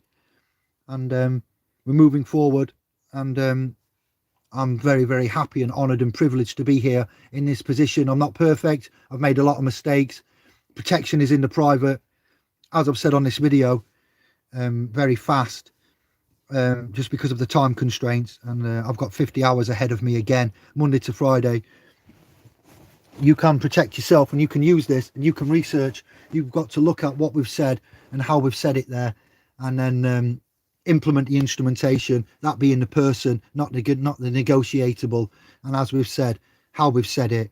This is more or less the object of my life's work, and I've given you a lot here. It's taken me a lot to prepare this in my own free time. Any donations and help you can give, man, David, the trust, you go to the homepage and you press sign up, and by signing up, autographing, we can't, joining, becoming a supporter, an initiate, and getting an evidence of life, essence, incarnation, and referencing what I've said, all together. You can't just use common law, you can't just use legal, you can't just use, well, maybe you can just use canons, I've yet to learn that, but you've got to use a lot, use the person to meet them, and then move along, as we've said, and use the from the UK to England and Wales, and moving it and using it and separating and requiring you can be protected. I'd love to do this all week, and I'd love to cast every day, and I'd love us to have resources and funds. The .com is growing, the trust, the private, foundation, educational trust is growing brilliantly, but not as fast as we'd like. So we'd like you to come and say hello. 25 pence a week donation to get access to Tesla Kin, as he is known on the .com, the living legend Kevin. And yes, I'd like to go on other channels. I want to speak to High Frequency Radio owner Yusuf Osdiel and go through. He's inspired me. It was Pazio style, it was Yusuf style, it was David style, it was Jeet Kune Do, Bruce Lee. Learn from the best, make your own. Sovereigns is a real, true, applicable thing, as long as you know whom and what you are. Santos enforced that. The agents and the idiots coming along here calling us X, Y, and Z. We take that. We expect that. The system doesn't want us doing this. There are ones out there losing money hand over fist. These courses used to be tens of thousands of pounds. They've now gone to hundreds to tens. Money is being lost. Egos are getting battered, and the youth is coming up. The lions, the lion heart, the Lion of Judah, the lion, the Richard, the Lionheart, lion, little lion man. All right. The Zion lion, Rastafari. So come and help us. If you can donate, if you know anyone that's got estate property that should be turned into assets to protect, we'll do our very best and our damnedest to use this technology, which isn't new. It's not Christian Walters, it's not Winston Shrout, it's not Bill Turner, it's not anybody, it's a combination of many and various. And I can't name the list. I've given you a lot of the names and the people and the callings and where and the publications and the summaries. We've got a lot of in the literature library and the resource vault, and we're giving a lot of our stuff away. So we'll give a name shout, we'll say thank you, bless up, help us to help you. Come find us. We have got the free domain. We need help. We need to do something constructive, and we need to do it fast. There's a lot to do in a short time. I didn't even get to touch upon Bitcoin, currency, Musk, 1.5 billion. I believe still that gold and silver will always be. I believe there's a game afoot. Klaus Schwab, the founder of the World Economic Forum, that being online recently, the timely investment into Bitcoin itself and what's happening. I still don't think it's good. I still don't think it's real. I still don't like crypt. Oh dear of the crypt. Crypt walking, that's one of the most amazing languages I ever did come across, when Matthew and Sheffield introduced me to crypt and crypt dancing, crypt walking, and the street vendors having codified systems of man on a corner dancing, doing sign language in a secret way, Afro-Caribbean style, in American Afro-Caribbean. Respect to that. Crypt, crypt dancing, crypt walking, dead man's shoes, the walking dead, debt and death. We're getting into the light, and we're in a transferal area now, and I just want to share as much as I can with you. All right. Came on long time. Stephen, respect, more, and Meek.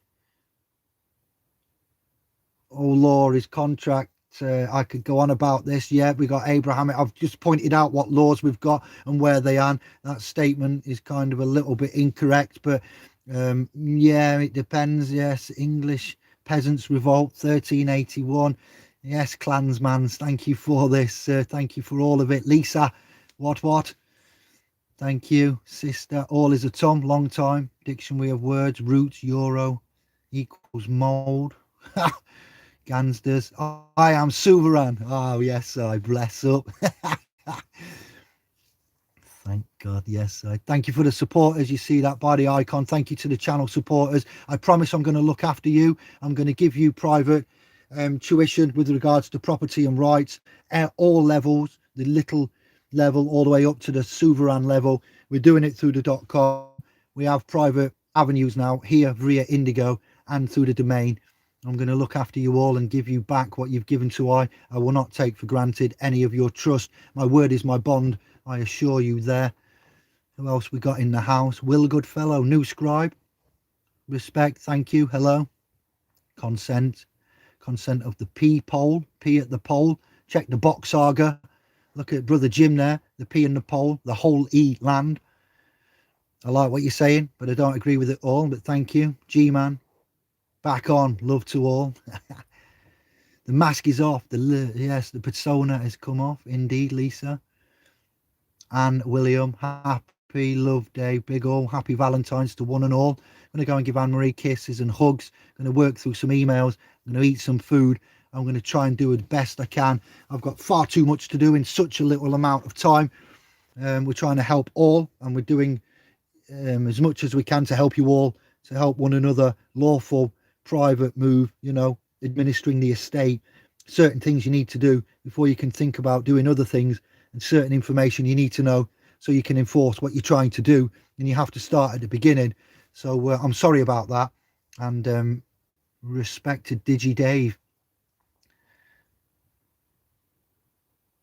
I like that. Big moves. Nice to see what you're doing there. And Mahusiv, commercial, Lien. All right then. Thank you. Carry on. Don't give up the fight. You stand up for your rights. It's so incomprehensible. No, it used to be. It isn't anymore. It's simple. It isn't incomprehensible. Things are simple. There's ones that have come along that have overcomplicated it to get your monies. All right. Yes, brother. This is done with you in mind as well, Salim. Let's get you sorted out in blue there. Respect, I. Much love to you.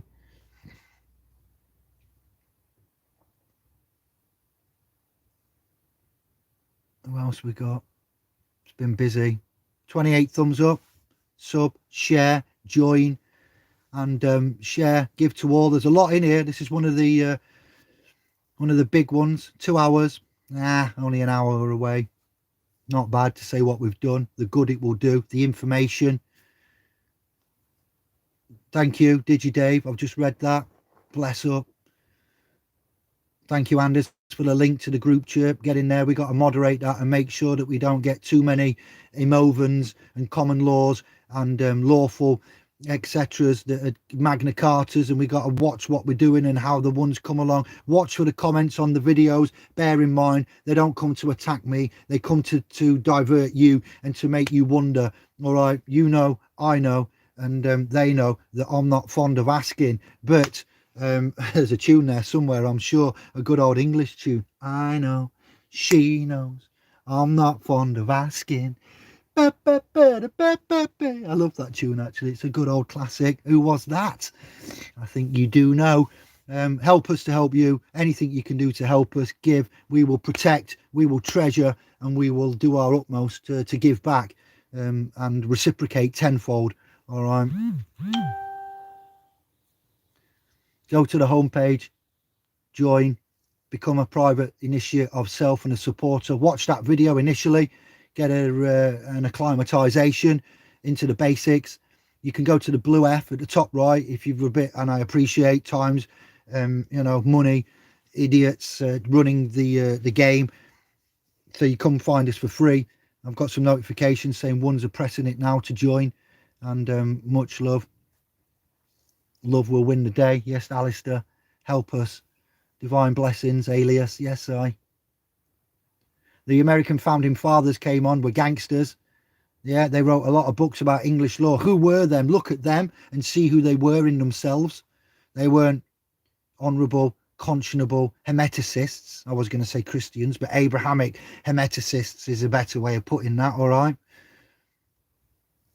Birthed by statutes or naturally birthed? Neither. Born. 8:30. Simon, in Christ, respect. Oh, link. Click that now. Thank you. That's going to be a good one, I dare say.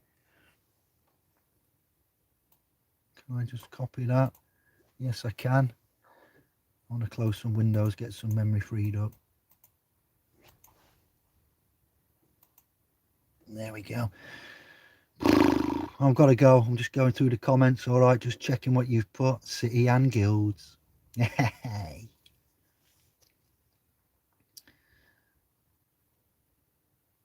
sole trader in commerce. Funny that. Yeah, but look how you've spelled soul, and you got S-O-L-E, S-O-U-L. Good job, Red Eye Jedi. No Red Eye Jedi from me. I'm pure.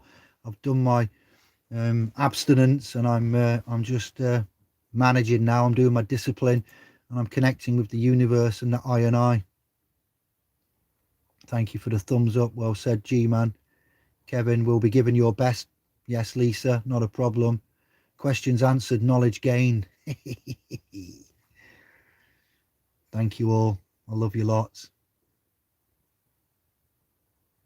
We are your life vest. We are one another's life vest. Yes, Gangsters.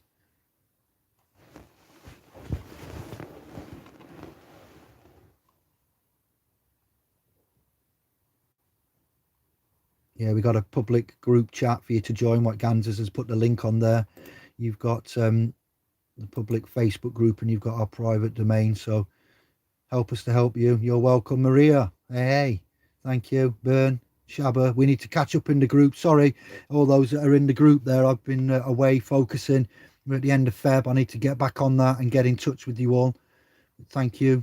And you thank me, you thank yourselves. Emancipate yourself from mental slavery. None but ourselves can free our minds. Have no... Stop, came on. Why did you do that? Bless up. Bit of Bob there to go through. Geezer. He's a real crowd pleaser. He's a diamond geezer.